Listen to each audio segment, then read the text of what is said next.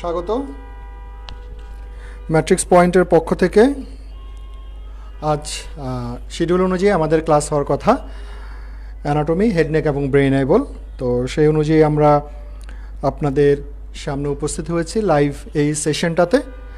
তো বেসিক্যালি আজ আমাদের এই সেশনের মূল উদ্দেশ্য যেহেতু সামনে রেসিডেন্সি প্রোগ্রাম ডিসেম্বরে অলরেডি একটা আউটলাইন পাওয়া গেছে, তো তার ধারাবাহিকতায় আমরা একটা গ্রুপে পোল করেছিলাম যে আপনাদের কোন সাবজেক্টগুলো বেশি প্রয়োজন বা কোন লেকচারগুলো আপনারা বেশি ইন্টারেস্টেড করার জন্য। তাই অ্যানাটমির ব্যাপারে যেহেতু অনেক বেশি ভোট এসেছিল, আমরা তার ধারাবাহিকতায় প্রথমে শুরু করেছিলাম জিলানুর শুভকে দিয়ে, এবং আজকে আমাদের ম্যাট্রিক্সের great anatomy mentor doctor Monirul Islam Murad. তো মুরাদের সম্পর্কে একটু ওর কাছে একটু ডিসকাস করব, তারপরে আমরা চলে যাব আমাদের এই ক্লাসে। তো আপনারা ইতিমধ্যে সাবজেক্ট চয়েস এবং ইনস্টিটিউশন চয়েস নিয়ে অনেকেই জানতে চেয়েছেন। তো ইতিমধ্যে জানেন গ্রুপে একটি পোস্ট আছে যে আগামী শনিবার বিকেল 4টায় ক্লাসরুম 3 হাতিরপুল ব্রাঞ্চে একটা সেমিনার আয়োজিত হবে। আপনারা সেই পোস্টের নিচে কমেন্ট করুন, তো ইনভাইটেশন পেয়ে যাবেন সেখানেই রিপ্লাইতে। তো যাই হোক, আমরা মুরাদের কাছে একটু ঘুরে আসি। আমাদের ম্যাট্রিক্সের অ্যানাটমি, হেডনেক এবং ব্রেন আইবলের কাণ্ডারি, নিউরোলজির কাণ্ডারি। তো খুব নিউরোসার্জারি MS কমপ্লিট করেছেন, বেশ কিছুদিন হয়ে গেল অলরেডি।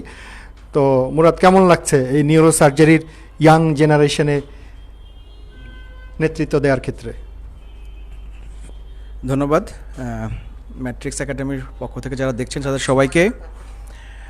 আসলে সবারই একটা প্যাশনের জায়গা থাকে। আমরা যারা আসলে ডাক্তার আছি তাদের সবারই একটা আগ্রহের বা প্যাশনের জায়গা থাকে। তো আমার যেটা প্যাশন ছিল যে আসলে নিউরোসার্জন হিসেবে কাজ করা, রোগীদের সেবা করা, সেই লক্ষ্য পূরণে আল্লাহ তাআলা অনেক দূর এগিয়ে নিয়ে যাচ্ছেন। আমি অলরেডি আমার MS কোর্সটি সম্পন্ন করেছি। এখন রোগীদেরকে সেবা দিয়ে যাচ্ছি, ঢাকা মেডিকেল কলেজে আছে এবং বাইরেও যে রোগীদের সেবা দিতে পারছি, এটা আল্লাহর কাছে একটা বিশাল নেয়ামত আমার কাছে মনে হয়। এবং অবশ্যই যেটা বললে, কাজটি আমি অবশ্যই খুবই খুবই খুবই এনজয় করছি। আসলে নিজের পেশনের জায়গায় কাজ করতে পারাটা সত্যি এনজয় করার মতো। আচ্ছা, তো ম্যাট্রিক্স পয়েন্টের যাত্রা শুরু হয়েছিল 2016 পোস্ট গ্রাজুয়েশনের ক্ষেত্রে। তো 2016 থেকেই মনিরুল মুরাদ আমাদের নিউরোলজি, হেডনেক, ব্রেইন আইবল এই জায়গাটাতে নেতৃত্ব দিচ্ছে। এবং সময়ের ধারাবাহিকতায় অবশ্যই যারা সেই তখন থেকে ছিলেন আমাদের সাথে এবং তারাই আছেন, এবং স্বাভাবিকভাবেই অনেকেই কনসালটেন্ট হয়ে গেছেন। তবে আমাদের ম্যাট্রিক্স পয়েন্টে আপনাদের পড়ানোর ক্ষেত্রে তারা খুব এনজয় করেন, সেজন্য ক্লাসগুলো ধারাবাহিকভাবে নিয়ে থাকছেন। তো তার মধ্যে কনসালটেন্টের ক্ষেত্রে যেমন আমার পাশেই এখন যেমন আছে doctor Monirul Murad, MS neurosurgery, এবং ঢাকা মেডিকেল কলেজ হাসপাতালে উনি RS হিসেবে কর্মরত আছেন। আর আপনাদের এই নিউরোলজিক্যাল সার্জারি সমস্যা বলেন অথবা নিউরোলজিক্যাল যে কোনো পরামর্শের জন্য আপনারা মুরাদ ভাইয়ের সাথে অবশ্যই যোগাযোগ করবেন।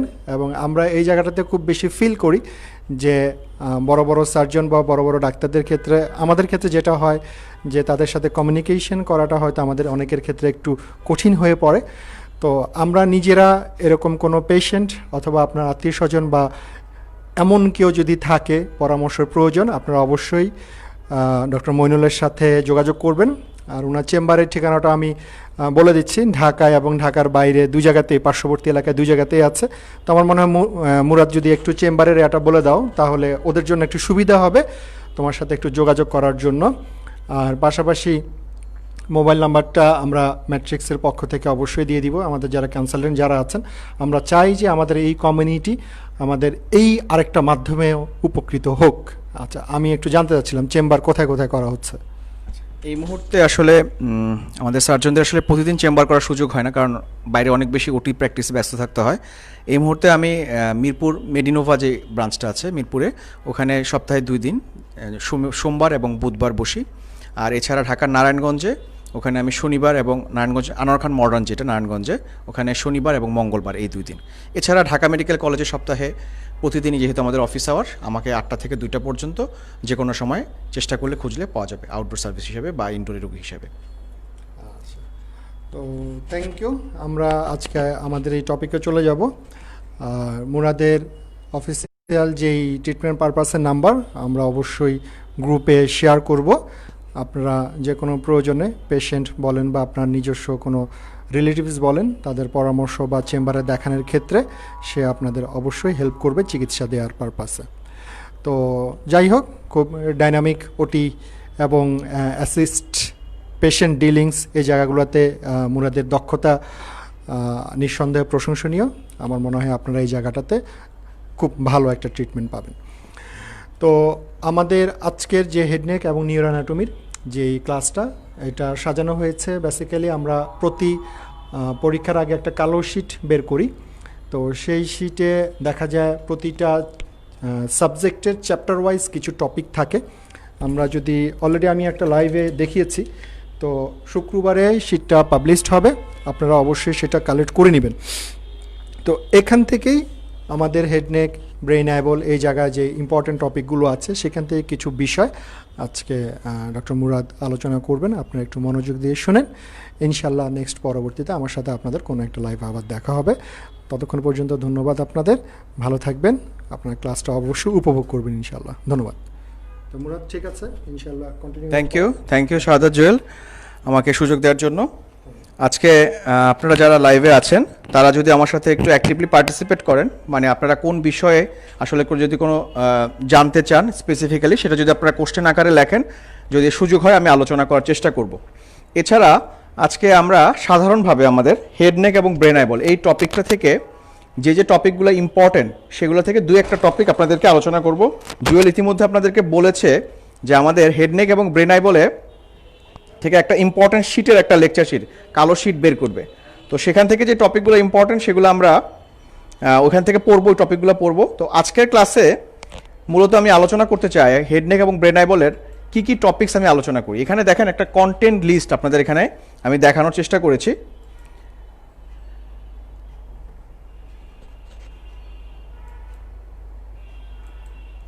সো এই কন্টেন্ট লিস্টে কি কি টপিক আমাদের পড়তে হবে,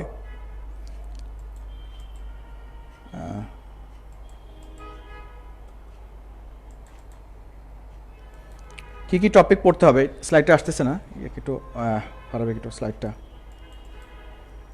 কি কি টপিক পড়তে হবে সেগুলোর একটা ইম্পর্টেন্ট লিস্ট এখানে দেয়া আছে। সো এই লিস্ট অনুযায়ী প্রত্যেকটা টপিক থেকে কিছু না কিছু প্রশ্ন প্রতি বছর আসে।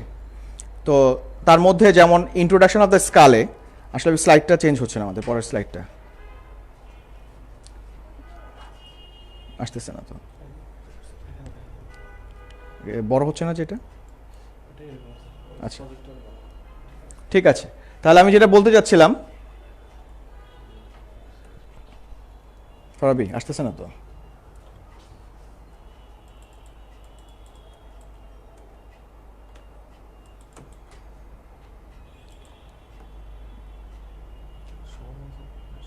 হ্যাঁ, ক্লাসরুমের ইয়াতে আমরা স্লাইড শোতে দিলে স্লাইড শো। ওকে, আচ্ছা যেটা বলছিলাম, এটা হচ্ছে আমরা যখন ক্লাসগুলোতে নেই, ক্লাসগুলোতে এই টপিকগুলো আমাদের কন্টেন্ট হিসেবে থাকে। তো এই কন্টেন্টগুলো সবগুলোই আসলে প্রতিটা ইম্পর্টেন্ট, প্রতি বছর এখান থেকে কিছু প্রশ্ন আসে। আমাদের অ্যানাটমির যদি আমরা কোশ্চেন ডিস্ট্রিবিউশনটা আমরা দেখি, যে অ্যানাটমিতে এমএসএমডি পরীক্ষায় টোটাল 25 থেকে 30টা প্রশ্ন থাকে। এই 25 থেকে 30টা প্রশ্নের মধ্যে হেডনেক ব্রেন অ্যাবল বা আমাদের নিউরো অ্যানাটমি যে অংশটাকে আমরা বলি, বা এবং নিউরোলজির কিছু কোশ্চেন অংশে, সেখান থেকে 10 থেকে 15টা প্রশ্ন আসে। তো আমাদের ভালো একটা প্রিপারেশন নিয়ে ভালো একটা পরীক্ষায় ভালো অ্যান্সার করতে গেলে এই টপিকগুলোকে বাদ দেওয়ার আসলে কোনো সুযোগ নেই। তো স্বল্প সময় প্রিপারেশন নেওয়ার জন্য এই টপিকগুলো থেকে যেগুলো একটু বেশি ইম্পর্টেন্ট সেগুলোকে গুরুত্ব দিতে হয়। যেমন আপনি যদি আমরা কন্টেন্ট লিস্টে দেখি, এখানে আমাদের হেডনেকের যেমন আমাদের স্কাল, এটা কি জিনিস, স্কালের মধ্যে কি কি বোনস আছে, এখানে specially anatomy of the nose, anatomy of the orbit, এবং স্কালের যে আমাদের যে ভার্টিব্রাগুলো আছে সেগুলোর মধ্যে ডিফারেন্ট টাইপ অফ সুচার আছে, জয়েন্ট আছে বিভিন্ন। সো এই জয়েন্ট বা সুচারগুলা, এগুলা কিভাবে ফরমেশন হচ্ছে, কোন সুচারটা কীভাবে আসতেছে, এগুলো প্রত্যেকটাই অ্যানাটমিক্যাল কিছু বেসিক্স থিংস, এবং এগুলো কিন্তু আমাদের পরীক্ষার জন্য খুব দরকারি। এই টপিকগুলোতে খুব বেশি আমাদের জানার, মানে খুব বেশি কঠিন করে বোঝার কেমন কিছু নাই। যেমন এই সুচারগুলোর নাম আমরা সবাই জানি, যেমন স্যাজাইটাল সুচার থাকে, সামনের দিকে করোনাল সুচার থাকে, পিছন দিকে ল্যামডয়েড সুচার থাকে, এবং এই যে সুচারগুলো কোন কোন বোন ফর্মেশন করতেছে, এই জাতীয় কোশ্চেনগুলো পরীক্ষাতে আসে। এবং আমরা সবাই জানি এই সুচারগুলো কিন্তু বাচ্চাদের ক্ষেত্রে ওয়েল ডেভেলপ থাকে না। তো সেখানে যখন বাচ্চাদের ক্ষেত্রে যে ফ্রন্টানালিগুলো থাকে, সেই ফ্রন্টানালিগুলো কীভাবে থাকে, কবে ফর্মেশন হয় এবং সেই ফ্রন্টানালিগুলো কীভাবে ক্লোজ হয় এবং ক্লিনিক্যাল ইম্পর্টেন্স কী, এই জাতীয় কোশ্চেনগুলো কিন্তু আমাদের পরীক্ষায় খুব বেশি আসে। আমাদের এই যে অংশটা বেস অফ দ্য স্কাল, আমরা হেড নেক অ্যানাটমি যখন পড়তে চাই, হেড নেক অ্যানাটমির একটা কঠিনতম অংশ হচ্ছে বেস অফ দ্য স্কাল। এই বেস অফ দ্য স্কালে কি কি ফোরামিনা আছে এবং এই ফোরামিনা দিয়ে কোন কোন স্ট্রাকচারগুলো ট্রান্সমিটেড হয়। আমাদের প্রতি বছরই, আমি আপনাদেরকে দায়িত্ব নিয়ে বলছি, প্রতি বছরই এখান থেকে কিছু না কিছু প্রশ্ন আসবে। যেমন হয়তো বা কোশ্চেন করে যে আমাদের অপটিক ক্যানেল, যে অপটিক ক্যানেল এখান দিয়ে কোন স্ট্রাকচার ট্রান্সমিটেড হয়, বা আমাদের সুপিরিয়র অরবিটাল ফিশার বা ফোরামেন রোটান্ডাম বা ফোরামেন ওভালি, এই কোন স্ট্রাকচারগুলো, এগুলো দিয়ে কী কী স্ট্রাকচার যাচ্ছে, কোন নার্ভগুলো, কোন ক্রেনিয়াল নার্ভগুলো পাস করতেছে, কোন ভেসেল যাচ্ছে, এই জিনিসগুলো কিন্তু পরীক্ষায় প্রত্যেকবারই আসে। এবং আমরা জানি আমাদের অনেকেরই কিন্তু এগুলো বুঝতে অনেকটা অসুবিধা হয়। সো এই জিনিসগুলোকে বোঝার জন্য আমি যেটা বলি যে আমাদের আসলে মনে রাখার চেষ্টাটা এভাবে করা উচিত যে আমাদের সামনে থেকে পেছন দিকে কী কী ফোরামিনা আছে যদি আমি নামগুলো মনে রাখি, এবং আমি বলি যে আল্লাহ তাআলা খুব সুন্দর করে বানাইছে আমাদেরকে, এই ফোরামিনাগুলো দিয়ে একদম প্রথম দিক থেকে থাকবে 1 নাম্বার ক্রেনিয়াল নার্ভ, আর একদম সবচেয়ে শেষ দিকে থাকবে হচ্ছে 12 ক্রেনিয়াল নার্ভ। সো নার্ভগুলো কিন্তু সিরিয়ালি 1, তারপরে 2 নাম্বার, তারপরে 3, 4, 5, এখানে 5-এর 2 নাম্বার ডিভিশন, তারপরে 7 নাম্বার, 8 নাম্বার, এখান দিয়ে 9, 10, 11 এভাবে সিরিয়ালি থাকে। সো আমাদের যদি আমরা এখানে কি কি ফোরামেন সিরিয়ালি থাকে অ্যানাটমিক্যালের ছবির সাথে বুঝে বুঝে এই জিনিসগুলো আমরা আলোচনা করতে পারি বা আয়ত্ত করতে পারি, তাহলে কিন্তু আমাদের পড়াটা মনে রাখতে বা বুঝতে খুব সোজা হবে। অ্যানাটমিতে আসলে অনেক কিছু বোঝার বা ব্যাখ্যা করার অনেক কিছু আছে, তো সেই জিনিসগুলা আমরা কিন্তু এখান থেকে বুঝতে পারি। আমাদের স্কালের ফোরামেনা, এটা আমাদের জন্য খুবই খুবই ইম্পর্টেন্ট। ফোরামেনাগুলোর নাম জানলে এর পরবর্তীতে এর মধ্যে দিয়ে কী কী কন্টেইন থাকে সেই কন্টেন্টগুলো আমরা খুব ভালোভাবে বুঝতে পারবো। আচ্ছা, এরপরে আমাদের হেডনেকের আরেকটা ইম্পর্টেন্ট টপিকস যেগুলো আমাদের পরীক্ষার জন্য ইম্পর্টেন্ট আসে, যেটা বলছিলাম যে আমাদের ফিটাল স্কাল, যারা পেডিয়াট্রিক ফ্যাকাল্টিসে পরীক্ষা দেবেন স্পেশালি, বা সার্জারি ফ্যাকাল্টির জন্য তো অবশ্যই, তাদের জন্য এই যে ফ্রন্টানালিগুলো থাকে, কি কি ফ্রন্টানালি থাকে, কোন ফ্রন্টানালিগুলো কীরকম শেপ থাকে, অ্যান্টিরিয়র ফ্রন্টানালি, পোস্টেরিয়র ফ্রন্টানালি, এই বাচ্চাদের যে ফ্রন্টানালিগুলো অ্যাডাল্টে এটা ক্লোজ হয়ে যায়। সো অ্যাডাল্টে যখন এটা ক্লোজ হয়, সেই ক্লোজিংয়ের টাইমটা কখন সেটা ক্লোজ হয়, এবং এদের ক্লিনিক্যাল ইম্পর্টেন্স কি, আমরা আইসিপি বেড়ে গেলে সেগুলো জানতে পারি। তো এই টপিকগুলো কিন্তু সবগুলাই আমাদের বইতে খুব সুন্দর করে লেখা আছে, এবং আমরা চেষ্টা করেছি আমাদের লেকচার শিটে এবং লেকচারের মাধ্যমে সেই জিনিসগুলো খুব সুন্দর করে পড়া দেওয়ার জন্য, বুঝিয়ে আলোচনা করার জন্য। তো আমরা মনে হয় আমরা যদি আমার জিনিসগুলো প্র্যাকটিস করি, আমাদের এগুলো বুঝতে অনেকটাই সহজ হবে। হেডনেকের অ্যানাটমির মধ্যে আরেকটা খুব ইম্পর্টেন্ট জিনিস যে আমাদের হেডনেকের রিজনে আমাদের হেডের উপর একটা স্কিন কাভারিং থাকে, যেটাকে আমরা বলি হচ্ছে স্কাল্প। স্কাল্প থেকে প্রতি বছরই স্কাল্পের ব্লাড সাপ্লাইটা আমাদের জন্য খুবই ইম্পর্টেন্ট, কারণ বিকজ খুব কমনলি ক্লিনিক্যালি আমরা যেটা ফেস করি যে মাথায় কোনো একটা ইনজুরি বা হলে প্রফিউজলি ব্লিডিং করে। এই যে প্রফিউজ স্কাল্পে ব্লিডিং হচ্ছে, কোন আর্টারির ব্লিডিং এটা, বা যে আর্টারিটা ব্লিডিং হচ্ছে সেই আর্টারিটা কার ব্রাঞ্চ। সো এই স্কাল্পের ব্লাড সাপ্লাই এবং এই স্কাল্পের ব্রাঞ্চ, যে ব্লাড সাপ্লাই যে ব্রাঞ্চগুলো, যে আর্টারিগুলো থাকে, এগুলো কোন আর্টারি থেকে আসে, কি এটাকে এক্সটার্নাল ক্যারোটিড আর্টারি থেকে আসে না ইন্টারনাল ক্যারোটিড আর্টারি থেকে আসে। সো এই জিনিসগুলো আমাদের জন্য খুবই খুবই ইম্পর্টেন্ট, জানতে হবে আমাদেরকে। যেমন আমরা যদি স্কাল্পের এই ছবিগুলো দেখি, গল্পের মতো করে কিন্তু বোঝা যায় যে স্কাল্পের এটা হচ্ছে একটা অর্ধেক অংশের ছবি। এখানে সামনের দিকে নাকের একটা অংশ দেখতে পাচ্ছি, পিছন দিকে এই পাশে কান দেখা যাচ্ছে। সো এই স্কাল্পের এই অংশটুকুর যদি আমরা অ্যানাটমি বুঝতে পারি, তাহলে অপোজিট পাশেও একই রকম অ্যানাটমি থাকবে। এবং এখানে দেখা যাচ্ছে সামনের দিক থেকে নাকের পাশে, দ্যাট মিনস নাকের পাশে মানে আমাদের চোখের পাশে, এখান থেকে দুইটা আর্টারি এসে আমাদের সামনের দিকটা, স্কাল্পের সামনের দিকটাতে ব্লাড সাপ্লাই দিচ্ছে। এই আর্টারিটা যেহেতু নাকের পাশে আমাদের চোখ বা অরবিটের রিজন থেকে আসতেছে, তাহলে এই আর্টারিগুলোর নাম কীরকম হবে, অরবিট থেকে আসতেছে যেন সুপ্রা অরবিটাল আর্টারি, অরবিটের উপর থেকে আসতেছে, অরবিটের নিচ থেকে না, সুপ্রা অরবিটাল আর্টারি। ঠিক একই রকমভাবে সুপ্রা অরবিটালের মিডিয়ালি নাকের একটু ভিতরের দিকে এখানে আমরা জানি একটা ফোরামেন থাকে, ট্রক্লিয়ার গ্রুভ থাকে। সো ট্রক্লিয়ার গ্রুভের উপর দিয়ে যায় একটা আর্টারি, সেটার নাম হচ্ছে সুপ্রা ট্রক্লিয়ার আর্টারি। এই দুটো আর্টারি সামনে থেকে আসে এবং সামনে থেকে এসে স্কাল্পে ব্লাড সাপ্লাই দেয়। সো জিনিসগুলো যদি এভাবে আমরা মনে রাখার চেষ্টা করি যে অরবিট থেকে আসছে সুপ্রা অরবিটাল, ট্রক্লিয়ার গ্রুভ থেকে আসতেছে সুপ্রা ট্রক্লিয়ার, স্কাল্পের সামনের দিকে ব্লাড সাপ্লাই দিচ্ছে। এভাবে বুঝে বুঝে পড়তে হবে। ঠিক একই রকম ভাবে আমরা যদি দেখি এখানে কানের সামনে, আমরা সবার একটা বেসিক আইডিয়া নলেজ আছে যে কানের সামনে আমাদের কি থাকে, এখানে যে টেম্পোরাল বোনটা থাকে। তাহলে টেম্পোরাল বোনের উপর দিয়ে একটা আর্টারি কানের সামনে দিয়ে আসতেছে, তাহলে আর্টারিটার নাম কি হবে? সুপারফিশিয়াল টেম্পোরাল আর্টারি, যেটা স্কাল্পে ব্লাড সাপ্লাই দিচ্ছে। সো জিনিসগুলো এভাবে বুঝে বুঝে পড়া। একই রকম ভাবে দেখেন কানের পেছনে একটা আর্টারি আসতেছে, তাহলে কানের পেছনে কানকে আমরা কি বলি অ্যানাটমিক্যাল ভাবে? অরিকল বলি। তাহলে অরিকলের পেছনে একটা আর্টারি আসবে, সেটার নাম কি হবে? Posterior auricular artery.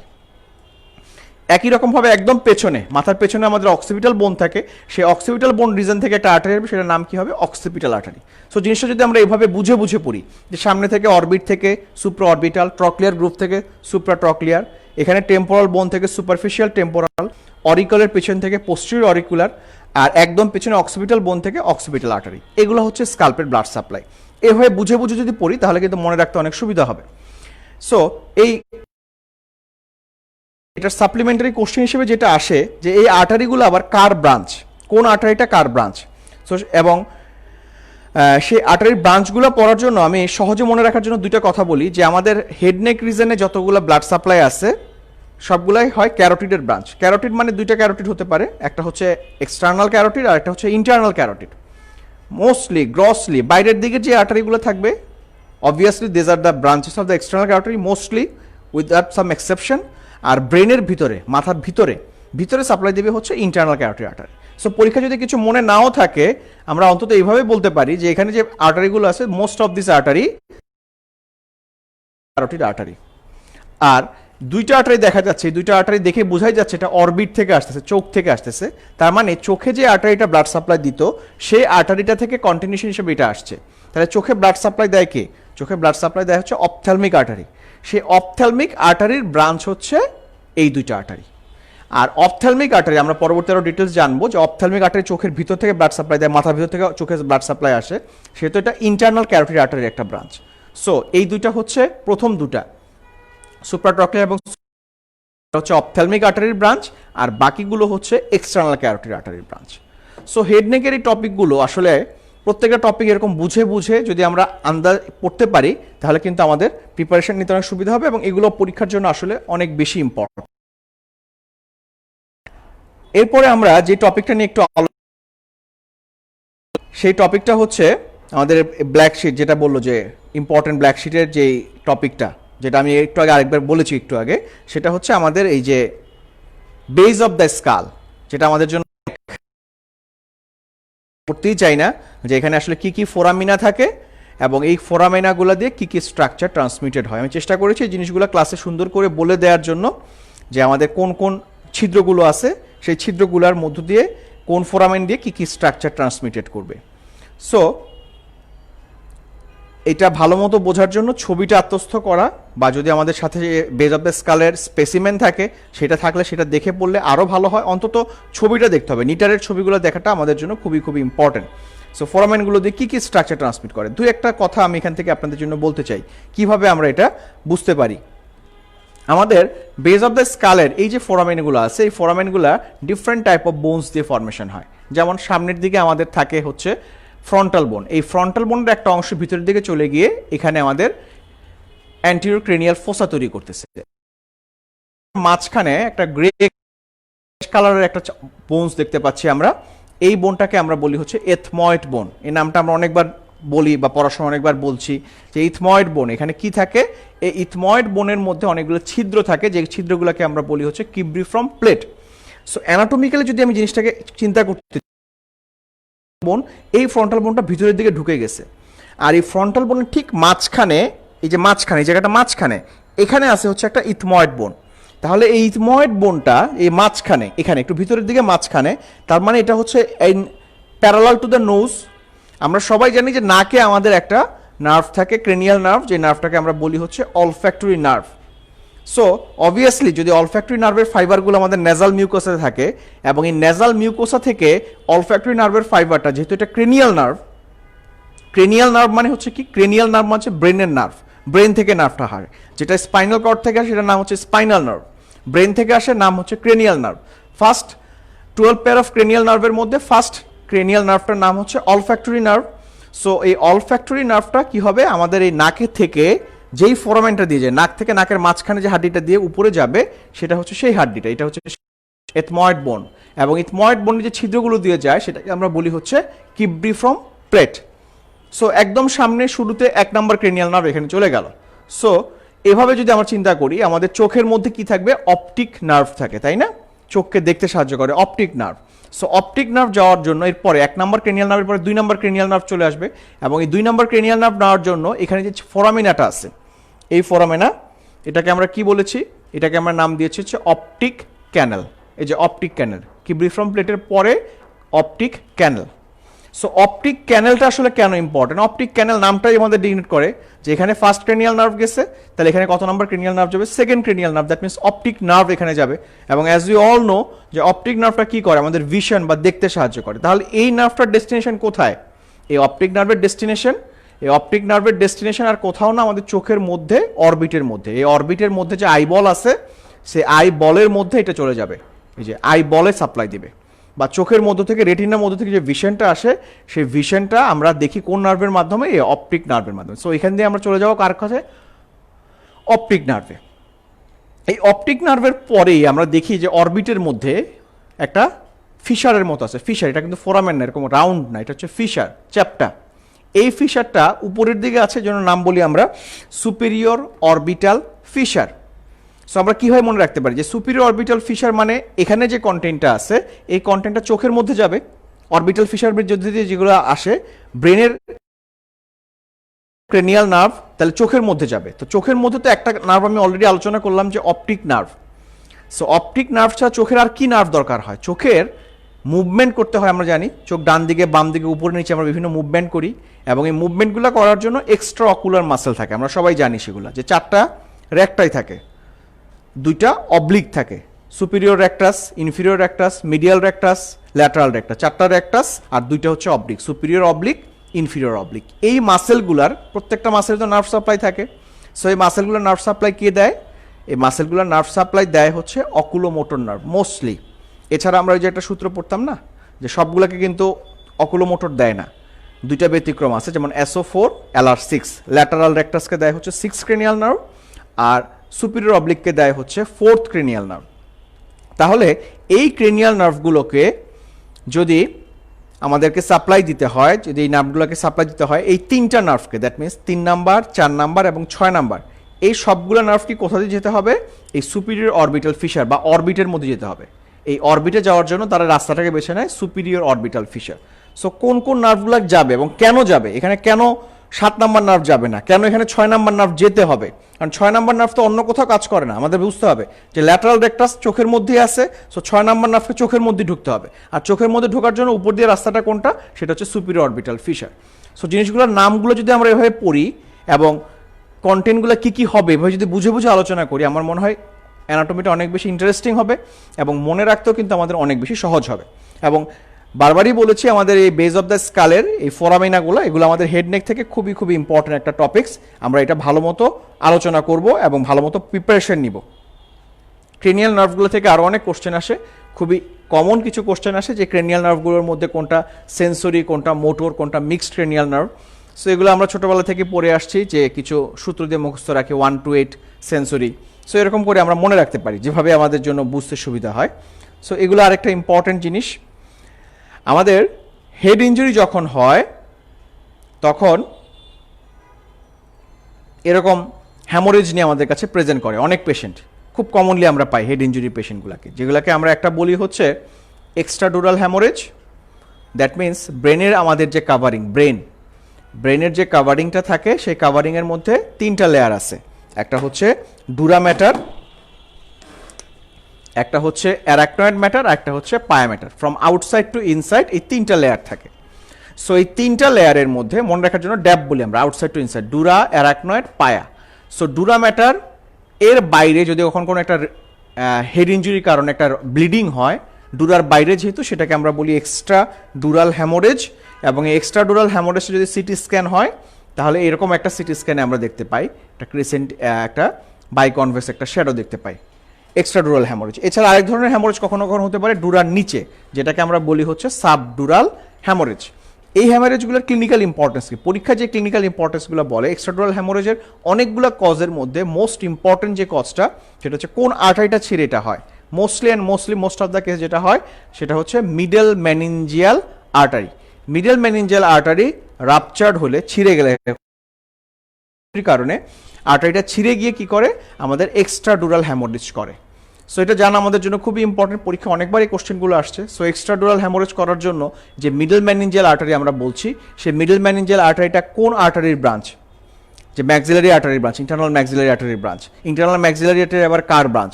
সো এই জিনিসগুলো কিন্তু আমাদের জানা প্রয়োজন। এবং এই আমাদের যে আমরা বললাম যে মিডল ম্যানিনজিয়াল আর্টারি, এটা আমাদের বেস অফ দ্য স্কালের কোন জায়গা দিয়ে যায়, যেমন এখানে একটা ছোট্ট ছিদ্র থাকে, আমরা বলি স্পাইনের মতো চিকন একটা ছিদ্র, ফোরামেন স্পাইনোসাম। সো এই ফোরামেন স্পাইনোসাম দিয়ে কি হয়, এই মিডল ম্যানিনজিয়াল আর্টারিটা আসে। মিডল ম্যানিনজিয়াল আর্টারিটা আসার পরে এই মিডল ম্যানিনজিয়াল আর্টারি কি করে, মেনিনজেসকে ব্লাড সাপ্লাই দেয়। That means mainly dura matter, arachnoid matter, এই ম্যাটারগুলোকে বা এই ব্রেনের কাভারিংসগুলোকে ব্লাড সাপ্লাই দেয় meningeal artery.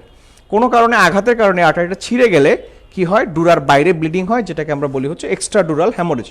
Most common accidental ইনজুরিতে কিন্তু এটা পাওয়া যায়। সো পরীক্ষার জন্য এটা খুবই ইম্পর্টেন্ট, তাদের পছন্দের প্রশ্ন। সো এগুলো থেকে আমাদের জানতে হবে, খুবই ইম্পর্টেন্ট একটা টপিক, ইনভেরিয়েবলি এখান থেকে প্রশ্ন আসে। সো এই টপিকগুলো আমরা দেখব। ক্রেনিয়াল নার্ভ, এখান থেকে আসলে ইম্পর্টেন্ট জিনিসের আসলে বলা শেষ নাই, এবং প্রত্যেকটা ক্রেনিয়াল নার্ভের একটা কোর্স, মানে ক্রেনিয়াল নার্ভগুলো কোত্থেকে শুরু হচ্ছে, কোন স্ট্রাকচারে গিয়ে সাপ্লাই দিচ্ছে, এবং এদের তারা যখন সাপ্লাই দিচ্ছে তাদের পাথওয়েটা কি, সেগুলো আমাদের জানতে হবে, সেগুলো আমাদের জন্য ইম্পর্টেন্ট। এগুলোর মধ্য থেকে আমরা সবাই জানি সবচেয়ে বেশি যেটা ইম্পর্টেন্ট সেটা হচ্ছে আমাদের সেকেন্ড ক্রেনিয়াল নার্ভ বা অপটিক নার্ভ বা অপটিক পাথওয়ে কীভাবে ফর্মেশন হয়, সেই পাথওয়ের রাস্তাটা। দ্যাট মিনস দুইটা অপটিক নার্ভ আসে, সেখান থেকে অপটিক কাইজমা ফর্মেশন হওয়া, অপটিক কাইজমা থেকে অপটিক ট্র্যাক্ট কোথায় গিয়ে শেষ হয়, আমাদের থ্যালামাসের ল্যাটারাল জেনিকুলেট বডি। আমরা অনেকেই মুখস্থ করি কিন্তু জিনিসগুলো আসলে বোঝার চেষ্টা করি না, যে ল্যাটারাল জেনিকুলেট বডি এটার মধ্যে শেষ হয় মানেটা কি। Lateral geniculate body is nothing but the একটা পার্ট অফ থ্যালামাস।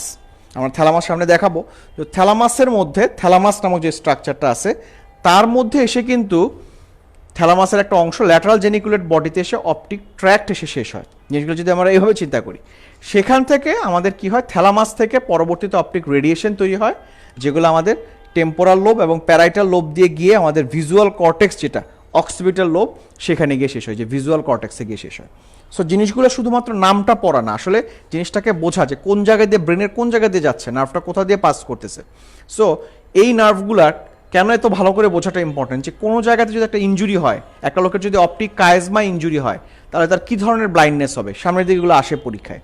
তো সেই জিনিসগুলো বোঝার জন্য যে বাই টেম্পোরাল হেমিয়ানোপিয়া হবে, বা একটা লোকের যদি শুধুমাত্র অপটিক কাইজমার পরে অপটিক ট্র্যাক্টে কোনো একটা লিশন হয়, তাহলে কিন্তু তার যেই পাশের ট্র্যাক্টে লিশন হচ্ছে শুধুমাত্র সেই পাশের চোখে না, কি হয়, তার দুই চোখেই কিন্তু হেমি ব্লাইন্ডনেস হয়, যেটাকে আমরা বলি হচ্ছে হোমোনাইমাস হেমিঅ্যানোপিয়া। তো কেন হচ্ছে, আমরা এক পাশের অপটিক ট্র্যাক্টে কাটলেও দুই পাশে আমাদের ব্লাইন্ডনেস হচ্ছে। সো এই অ্যানাটমিগুলো বোঝার জন্য অপটিক ট্র্যাক্ট বা অপটিক পাথওয়েটা কীভাবে অপটিক নার্ভের ফাইবারগুলো পাস করে, সেই অ্যানাটমিটা কিন্তু আমাদের বুঝে পড়াটা খুব ইম্পর্টেন্ট, এবং এখান থেকে প্রতি বছরই কিছু না কিছু প্রশ্ন আসার একটা সম্ভাবনা থাকে। আমরা এরকম প্রতিটি ক্রেনিয়াল নার্ভেরই কোর্সগুলো পড়ার চেষ্টা করব। সবচেয়ে বেশি যেটা ইম্পর্টেন্ট আমাদের পরীক্ষার জন্য বলে সেটা হচ্ছে ফেশিয়াল নার্ভ, যে ফেশিয়াল নার্ভটা কীভাবে ফর্মেশন হয়, ফেশিয়াল নার্ভটা কীভাবে আমাদের এখানে আসে, এবং এসে ফেসের কীভাবে কী কী ব্রাঞ্চ দেয়, এই ব্রাঞ্চগুলো আমাদের জন্য ইম্পর্টেন্ট। প্রত্যেকটা ক্রেনিয়াল নার্ভের কোর্স পড়তে হয়, বাট যদি আমি স্পেশাল এমফাসিস দিই তাহলে আমরা বলবো যে সেকেন্ড ক্রেনিয়াল নার্ভ এবং সেভেন্থ ক্রেনিয়াল নার্ভ, এই দুইটা ক্রেনিয়াল নার্ভের কোর্স আমাদের জানাটা একটু বিশেষ ইম্পর্টেন্ট দিতে হবে। আমাদের যে লেকচার শিট যেটা বললাম, যে ব্ল্যাক শিটটা যেটা নেক্সট উইকে আসবে, সেখানে আমরা আরও ডিটেলস বলে দেবো কোনটা মেনলি ইম্পর্টেন্টলি পড়তে হবে হেডনেক থেকে। সো এই ক্রেনিয়াল নার্ভ থেকে আসলে আমার সংক্ষিপ্ত আলোচনা এতটুকুই। এরপরে আমাদের হেডনেক থেকে যেগুলো আমাদের ইম্পর্টেন্ট সেগুলো হচ্ছে আমাদের সার্ভাইকাল ভার্টিব্রা।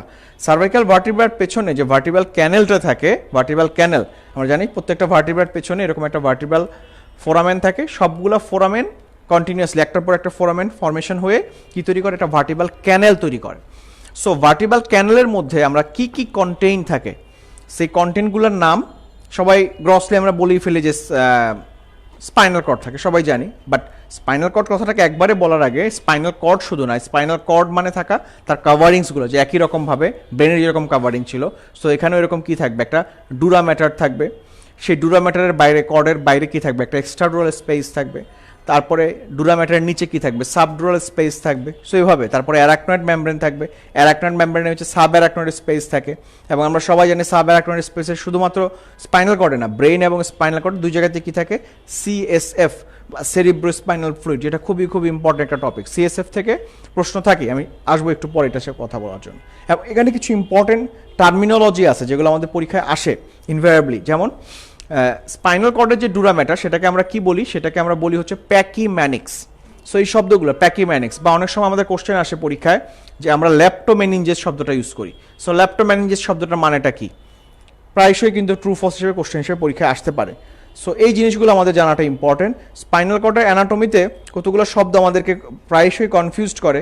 যেমন আমরা এখানে বলি যে কোনাস মেডুলারিস বা ফাইলাম টার্মিনালি বা cauda equina, what is this স্ট্রাকচারগুলো কি, এগুলো আমাদের বোঝার বা জানার ইম্পর্টেন্স আছে। কারণ আমাদের পরীক্ষায় অনেক সময়তেই নিউরোলজিতে যখন আমরা যাই তখন সেখানে আমরা পড়তে হয় কোনাস মেডুলারিস সিনড্রোম বা কর্ডা ইকুইনা সিনড্রোম। সো জিনিসগুলো যদি আমরা আসলে না জানি তাহলে কিন্তু এগুলোর ব্যাখ্যা করা বা বোঝাটা খুব ইম্পর্টেন্ট। আমি বারবার এই কথাটাই বলতে যাচ্ছি যে অ্যানাটমিতে কিন্তু আসলে আমাদের বুঝতে হবে, বুঝে সেই অনুযায়ী আমাদের যদি আমরা পড়ি তাহলে কিন্তু মনে রাখতে বা পরীক্ষায় অ্যান্সার করতে সুবিধা হবে। অ্যানাটমিতে বোঝার কিছু নয়, শুধু মুখস্থ, এটা যারা বলে তাহলে আমরা বলবো যে এটা কখনোই সত্যি নয়। আসলে এখানে অনেক কিছু বোঝার আছে। যেমন যদি একটু আলোকপাত করি আমি, আমাদের স্পাইনাল কর্ডের একদম নিচের দিকে যে লোয়ার পার্টটা, আমরা সবাই জানি যে আমাদের স্পাইনাল কর্ড অ্যাডাল্ট লাইফে এটা lower border of the lumber ওয়ানে এসে শেষ হয়ে যায়। সো এই lower border of the lumber ওয়ানে যেখানে স্পাইনাল কর্ডটা শেষ হয়ে যাচ্ছে, কর্ড শেষ হয়ে যাচ্ছে, সেখানে যে একটা ট্যাপার্ড একটা পার্ট থাকে, সেই পার্টটাকে আমরা বলি হচ্ছে কোনাস মেডুলারিস। সো কোনার মতো দেখতে, এগুলি মনে রাখার জন্য যে কোনার মতো দেখতে, যেটার নাম হচ্ছে কোনাস মেডুলারিস। এই কোনাস মেডুলারিস রিজনে স্পাইনাল কর্ড শেষ হয়ে গেলেও স্পাইনাল নার্ভগুলো কিন্তু শেষ হয় না। আমরা জানি যে প্রত্যেকটা স্পাইনাল নার্ভ তার করসপন্ডিং ভার্টিব্রাল লেভেলের নিচ দিয়ে ট্রান্সমিটেড হয়, প্রত্যেকটা লেভেলের মধ্যে। যেমন আমি একটা উদাহরণ দিলে বুঝতে আপনাদের সুবিধা হবে। যেমন ধরি যদি বলি আমি L1 নার্ভ, স্পাইনাল নার্ভ, এরকম 31 পেয়ার স্পাইনাল নার্ভের মধ্যে একটা উদাহরণ যদি বলি, আচ্ছা আমরা তাহলে মাউস দিয়ে একটু বোঝার চেষ্টা করি। আচ্ছা, তাহলে আমরা যেটা বলছিলাম যে L1 নার্ভ, স্পাইনাল নার্ভ, তো L1 স্পাইনাল নার্ভটা আসলে কোন জায়গা দিয়ে যাবে, অলওয়েজ রুল অফ থাম সবসময় ওই L1 নার্ভ, তার মানে হচ্ছে L1 ভার্টিব্রা রিলেশনে থাকবে এবং সবসময় এই ভার্টিব্রা নিচ দিয়ে যাবে। তাহলে যদি বলি ইন বিটুইন কার মাঝখান দিয়ে যাবে, ইন বিটুইন সবসময় L1 এবং L2। L1 নিচ দিয়ে যাওয়া মানে কি, L1 এবং L2 এর মাঝখান দিয়ে যাওয়া, ঠিক আছে? সবগুলো এরকম। যদি এখন কেউ র্যান্ডমলি কোশ্চেন করে যে থোরাসিক 10 নার্ভটা কোন জায়গা দিয়ে যাবে, তাহলে অ্যান্সারটা কীরকম হবে, থোরাসিক 10 স্পাইনাল নার্ভ, থোরাসিক 10 ভার্টিব্রার নিচ দিয়ে যাবে। তাহলে ইন বিটুইন কার কার যাবে, 10 এবং 11 মাঝখান দিয়ে যাবে। সো ব্যাপারগুলো কিন্তু এভাবে আমাদেরকে বুঝে বুঝে পড়লে আগাতে হবে। যে টপিকটা আমি একটু এমফাসিসে যাচ্ছিলাম যে আমাদের এখানে কোনাস মেডুলারিস জিনিসটা আসলে তো বুঝলাম, কর্ডা ইকুইনা জিনিসটা কি, যেটা আমরা খুব অনেক সময় টার্মিনোলজি করি, যে স্পাইনাল নার্ভ যেখানে শেষ হয়ে গেল, স্পাইনাল নার্ভগুলোর প্রত্যেকটা ভার্টিব্রাল ফোরামেন দিয়ে যাচ্ছে, কিন্তু স্পাইনাল কর্ড এখানে আর নাই। সো স্পাইনাল কর্ড যেখানে শেষ হয়ে গেল তার নিচে আমরা অনেকগুলো টাফ নার্ভ পাচ্ছি, অনেকগুলো শুধু নার্ভ পাচ্ছি, যে নার্ভগুলোর মাঝখানে কোনো কর্ড নাই। সো এই যেখানে নার্ভগুলো একসাথে থাকতেছে, একটা ঝুটির মতো হয়ে নামতেছে, ঘোড়ার লেজের মতো, এই টাফ নার্ভগুলোকে, L1 এর নিচে টাফ নার্ভগুলোকে আমরা বলতেছি যে পনিটেইল বলি আমরা অনেক সময়, যে পনিটেইল, যে মেয়েদের চুল বাঁধার একটা স্টাইল আমরা দেখি, যে পনিটেইল, এরকম একটা জায়গা থেকে অনেকগুলো নার্ভ নেমে আসতেছে। সো এটাকে আমরা বলি হচ্ছে কর্ডা ইকুইনা। সো জিনিসগুলো এভাবে আমাদের যদি বুঝে বুঝে পড়ি তাহলে আমাদের মনে হয় বুঝতে অনেকটা সুবিধা হয়। হ্যাঁ, শিওর। এখানে আরেকটা বিষয় টপিকটা আলোচনা হচ্ছে, যেটা না বললেই নয়, আমরা এই অ্যানাটমি রিলেটেড ছবিগুলো বুঝে পড়ার জন্য এই একটা বই বের হয়েছে, অলরেডি আমরা সেটা লাইভে আপনাদের বলেছিলাম। তো এখানেও হেডনেক, ব্রেইন আইবল এবং নিউরো অ্যানাটমি চ্যাপ্টার আছে। তো আপনারা যদি এই ছবিগুলো দেখে একটু পড়েন তাহলে এই যে টপিকগুলো বুঝতে অনেক বেশি ইজি হবে, এবং আমরা চেষ্টা করেছি ছবিগুলোর সাথে আপনাকে কি পড়তে হবে সেটা বক্স আকারে লিখে দেওয়ার জন্য। চমৎকার একটি বই, আপনারা হাতিরপুল বুকশপ অথবা নীলক্ষেতে যোগাযোগ করলে এই বইটি পেয়ে যাবেন। আর কুরিয়ারের এবং হোম ডেলিভারি সেটা তো দিচ্ছেই। তো যাই হোক, আমার মনে হয় যে আপনারা ক্লাসটা কন্টিনিউ করেন, ইনশাল্লাহ সামনে আরও খুব ভালো কিছু টপিক অবশ্যই আসবে। ধন্যবাদ। ধন্যবাদ শাহাদাত জুয়েলকে। আসলে আমার অ্যানাটমির জন্য আমি তো বললাম যে আমাদের অ্যাটলাসটা খুবই ইম্পর্টেন্ট, বা ছবি দেখাটা খুবই ইম্পর্টেন্ট। সো আমরা মনে হয় এই বইটা আমাদেরকে শেখায় অনেক বেশি হেল্প করবে। সো আমরা যেখানে ছিলাম, স্পাইনাল কর্ড এবং স্পাইনাল কর্ডের ডিফারেন্ট পার্টস অ্যানাটমিগুলো বোঝা এবং সেগুলো বুঝে পড়া, সেগুলো আমাদের জানাটা ইম্পর্টেন্ট, কারণ এই সিনড্রোমগুলো বোঝার জন্য। সো আমরা এরপরে যে টপিকটা আলোচনা করতে চাই খুবই ইম্পর্টেন্ট। আসলে সবগুলো টপিকই ইম্পর্টেন্ট, তার মধ্যে যেটা বেশি ইম্পর্টেন্ট সেটা হচ্ছে আমাদের ব্রেনের ভিতরে কিছু সাইনাস থাকে, ভেনাস সাইনাস। ব্রেনের মধ্যে যেমন ব্লাড সাপ্লাই আর্টারিগুলো আছে, ঠিক একই রকমভাবে ব্রেনের ভিতরে কিছু ভেনাস সাইনাস থাকে। এই ভেনাস সাইনাসগুলোকে আবার আমরা ভাগ করি পেয়ার্ড আনপেয়ার্ড বলে। সো এই সাইনাসগুলোর মধ্যে সবচেয়ে ইম্পর্টেন্ট যে সাইনাসটা আমাদের জন্য পরীক্ষায় ইম্পর্টেন্ট সেটা হচ্ছে ক্যাভার্নাস সাইনাস। ক্যাভার্নাস সাইনাস থেকে যেটা পরীক্ষায় ইনভ্যারিয়েবলি কোশ্চেন করে যে ক্যাভার্নাস সাইনাসের রিলেশন। So what is do mean by relation? Relation means হচ্ছে যে ক্যাভার্নাস সাইনাসটা যেটা আমরা দেখতে পাচ্ছি, এই ক্যাভার্নাস সাইনাসের চারপাশে কি স্ট্রাকচারগুলো থাকে। That means what are the structure lying in front, what are the structure lying behind, what are the structure lying medial, what are the structure lying lateral to the cavernous sinus. So এই যে রিলেশনটা, যে সামনে পেছনে কারা আছে, সেটাই হচ্ছে আমাদের ক্যাভার্নাস সাইনাসের রিলেশন। আর ক্যাভার্নাস সাইনাসের ভিতরে কারা থাকে সেটা হচ্ছে ক্যাভার্নাস সাইনাসের কন্টেন্ট। সো এই রিলেশন এবং কন্টেন্টটা আমাদের জন্য খুবই ইম্পর্টেন্ট। যদি আমি একটু সংক্ষেপে আপনাদেরকে বোঝাতে চাই যে এখানে কি স্ট্রাকচার থাকে, আপনি যদি ক্যাভার্নাস সাইনাসের ছবিটা ভালো মতো খেয়াল করেন, যে ক্যাভার্নাস সাইনাসটা এটা দুই পাশে দুইটা থাকে, এটা একটা ক্যাভার্নাস সাইনাস, এখানে একটা ক্যাভার্নাস সাইনাস থাকে। সো এখানে কিন্তু ক্যাভার্নাস সাইনাসটাকে আমরা রিমুভ করে দিছে, রিমুভ করে এর ভিতরে যে স্ট্রাকচারগুলো থাকার কথা সেগুলো এখানে দেখানোর চেষ্টা করা হচ্ছে। সো অ্যানাটমিটা যদি আমি ভালো মতো বোঝার চেষ্টা করি যে কোথায় কি স্ট্রাকচার আছে, এখানে আমরা ভালো মতো দেখতে পাচ্ছি যে সামনের দিকে এখানে দেখা যাচ্ছে, এটা সামনের দিক, আইবল দেখতে পাচ্ছি। আইবলের পেছন থেকে কি বের হচ্ছে, আমাদের অপটিক নার্ভ আসতেছে। এবং আমরা সবাই জানি অপটিক নার্ভের সাথে যেটা আর্টারি থাকে, যেটা চোখে ব্লাড সাপ্লাই দেয়, সেটা হচ্ছে অপথ্যালমিক আর্টারি। এই অপটিক নার্ভ এবং অপথ্যালমিক আর্টারি এই অপটিক ক্যানেল দিয়ে, আমি শুরুতে বলেছিলাম, সেই অপটিক ক্যানেল দিয়ে এটা বের হচ্ছে। So this is the continuation of the optic nerve, আর এটা হচ্ছে আমাদের অপথ্যালমিক আর্টারি। তাহলে এখন যদি আমাকে কেউ কোশ্চেন করে যে ক্যাভার্নাস সাইনাসের anterior medial relation, anterior medial, সামনের দিকে মিডিয়ালি কোন নার্ভ থাকে, তাহলে অ্যান্সারটা ইজ অবভিয়াসলি এটা হচ্ছে অপটিক নার্ভ এবং তার সাথে হচ্ছে অপথ্যালমিক আর্টারি। ঠিক একই রকমভাবে আমরা সবাই জানি যে আমাদের দুই পাশে দুটো ক্যাভার্নাস সাইনাসের এখানে মাঝখানে একটা গ্ল্যান্ড থাকে, খুবই ইম্পর্টেন্ট গ্ল্যান্ড। ফিজিওলজিতে, এন্ডোক্রাইনে অনেকবার আমরা পড়েছি, সেটা হচ্ছে পিটুইটারি গ্ল্যান্ড।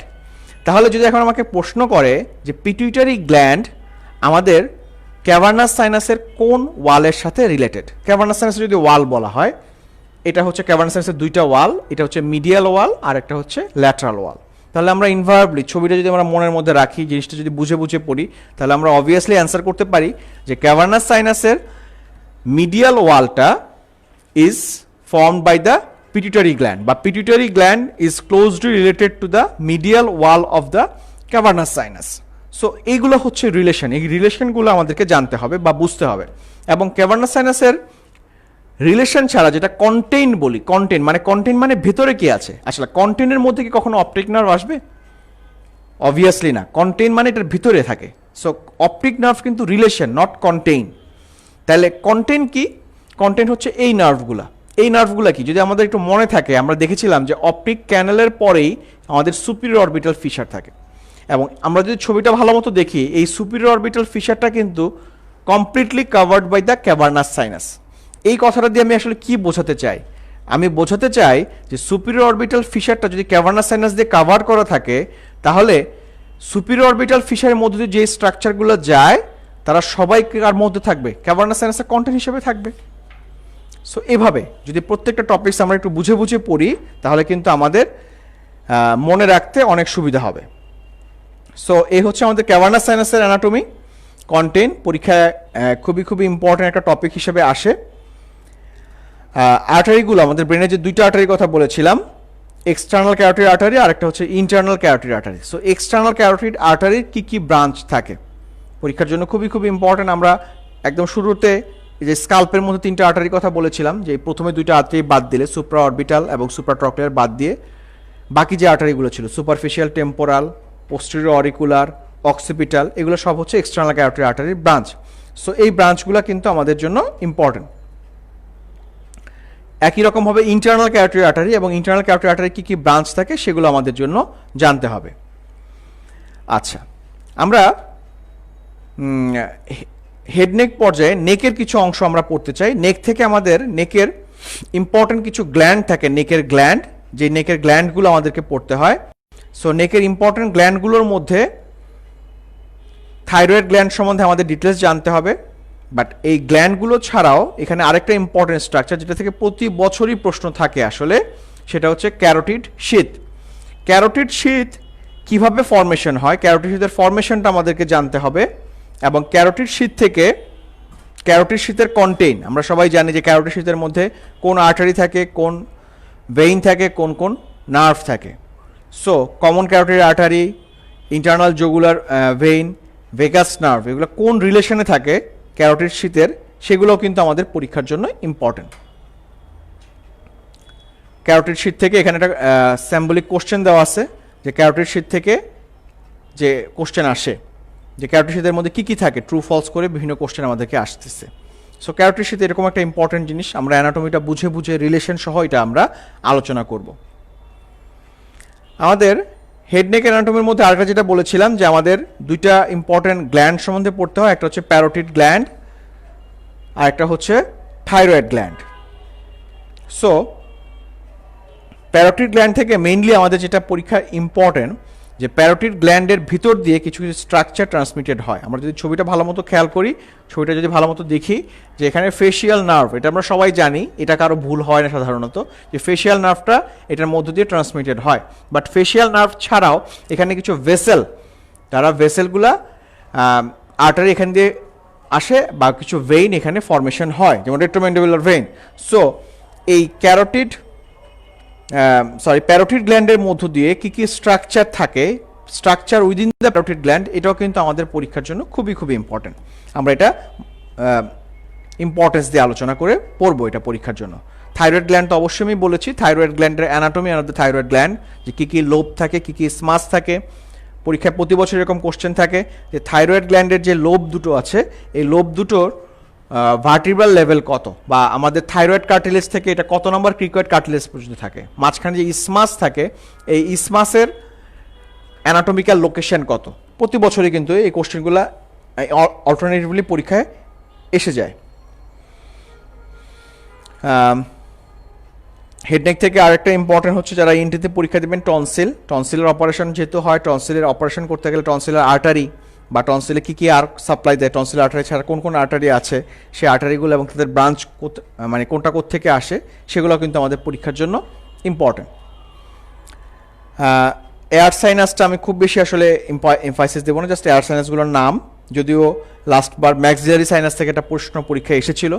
সো এয়ার সাইনাসগুলোর কোনটা কোন সাইনাসটা কোথায় ড্রেইন করে, সেগুলো আমাদের একটু জানতে হবে। এবং ম্যাক্সিলারি সাইনাসটা যেহেতু এসেছে কোশ্চেনটা, এটা আমরা একটু ডিটেলস আলোচনা করব, কারণ প্রশ্ন রিপিটেশন হওয়ার একটা সম্ভাবনা থাকে।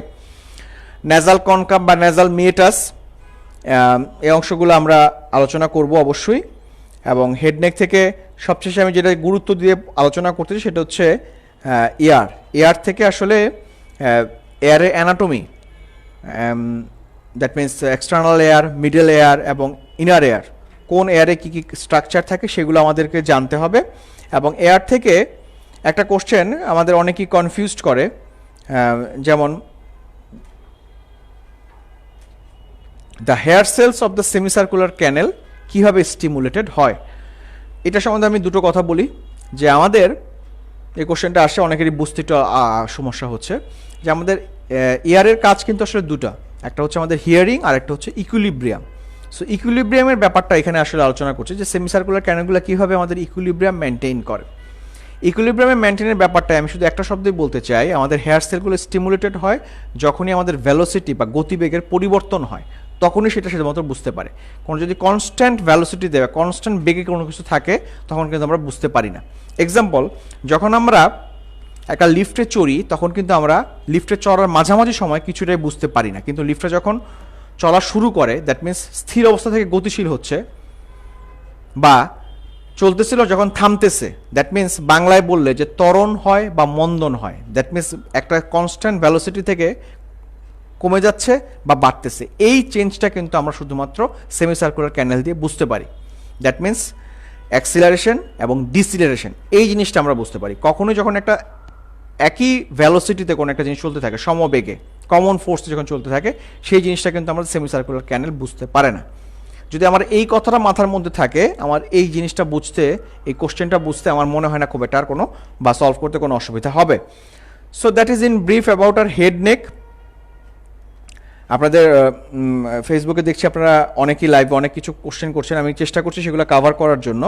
সো আমি এরপরে আসলে সময়ও সংক্ষিপ্ত, এরপরে আমরা ব্রেন আইবল টপিকটা এখান থেকে আমি একটু আপনাদেরকে আলোকপাত করতে চাই যে কোনগুলো আমরা মূলত জোর দিয়ে পড়বো বা ইম্পর্টেন্ট দিয়ে আলোচনা করবো। অবশ্যই আমাদের সেই ব্ল্যাক শিট যেটা বলছি যে ইম্পর্টেন্ট টপিক্সের শিট, আসলে পরীক্ষার সময় তো খুব বেশি নেই এখন, সো খুব গ্রসলি যাওয়ার আসলে খুব বেশি সুযোগ নেই। যেগুলো খুবই খুবই বেশি ইম্পর্টেন্ট সেগুলো আমরা পড়বো। তো ব্রেন আইবল থেকে এটা হচ্ছে আমাদের কন্টেন্ট লিস্ট, আমরা সবসময় দেই।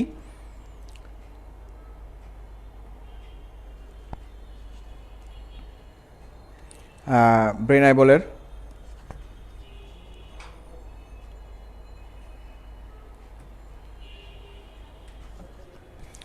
ব্রেন আইবলটা আলোচনা করতে চাচ্ছি। এটা বোধহয় একটু কোনো কারিগরি সমস্যা, ব্রেন আইবল আর আসছে না।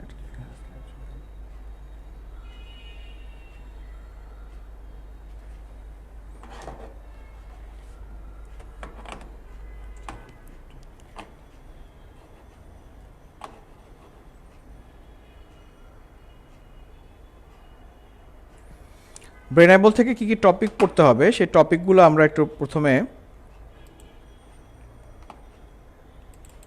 দেখতে চাই। টপিকগুলো সবগুলোই আসলে ইম্পর্টেন্ট, বাট এর মধ্যে বেশি ইম্পর্টেন্ট যেগুলো আসলে পরীক্ষায় আসবেই প্রতি বছর, সেরকম কয়েকটা টপিকস আমাদের লেকচার শিটগুলোতে দেওয়া থাকে কন্টেন্ট। তার মধ্য থেকেও যদি বলতে চাই কোনগুলো একটু বেশি ইম্পর্টেন্ট, তাহলে সেখানে প্রথমেই যে টপিকটা আসবে সেই টপিকটা হচ্ছে ব্রেনের ডিফারেন্ট লোবস এবং সেই লোবগুলোর কী কী ফাংশন।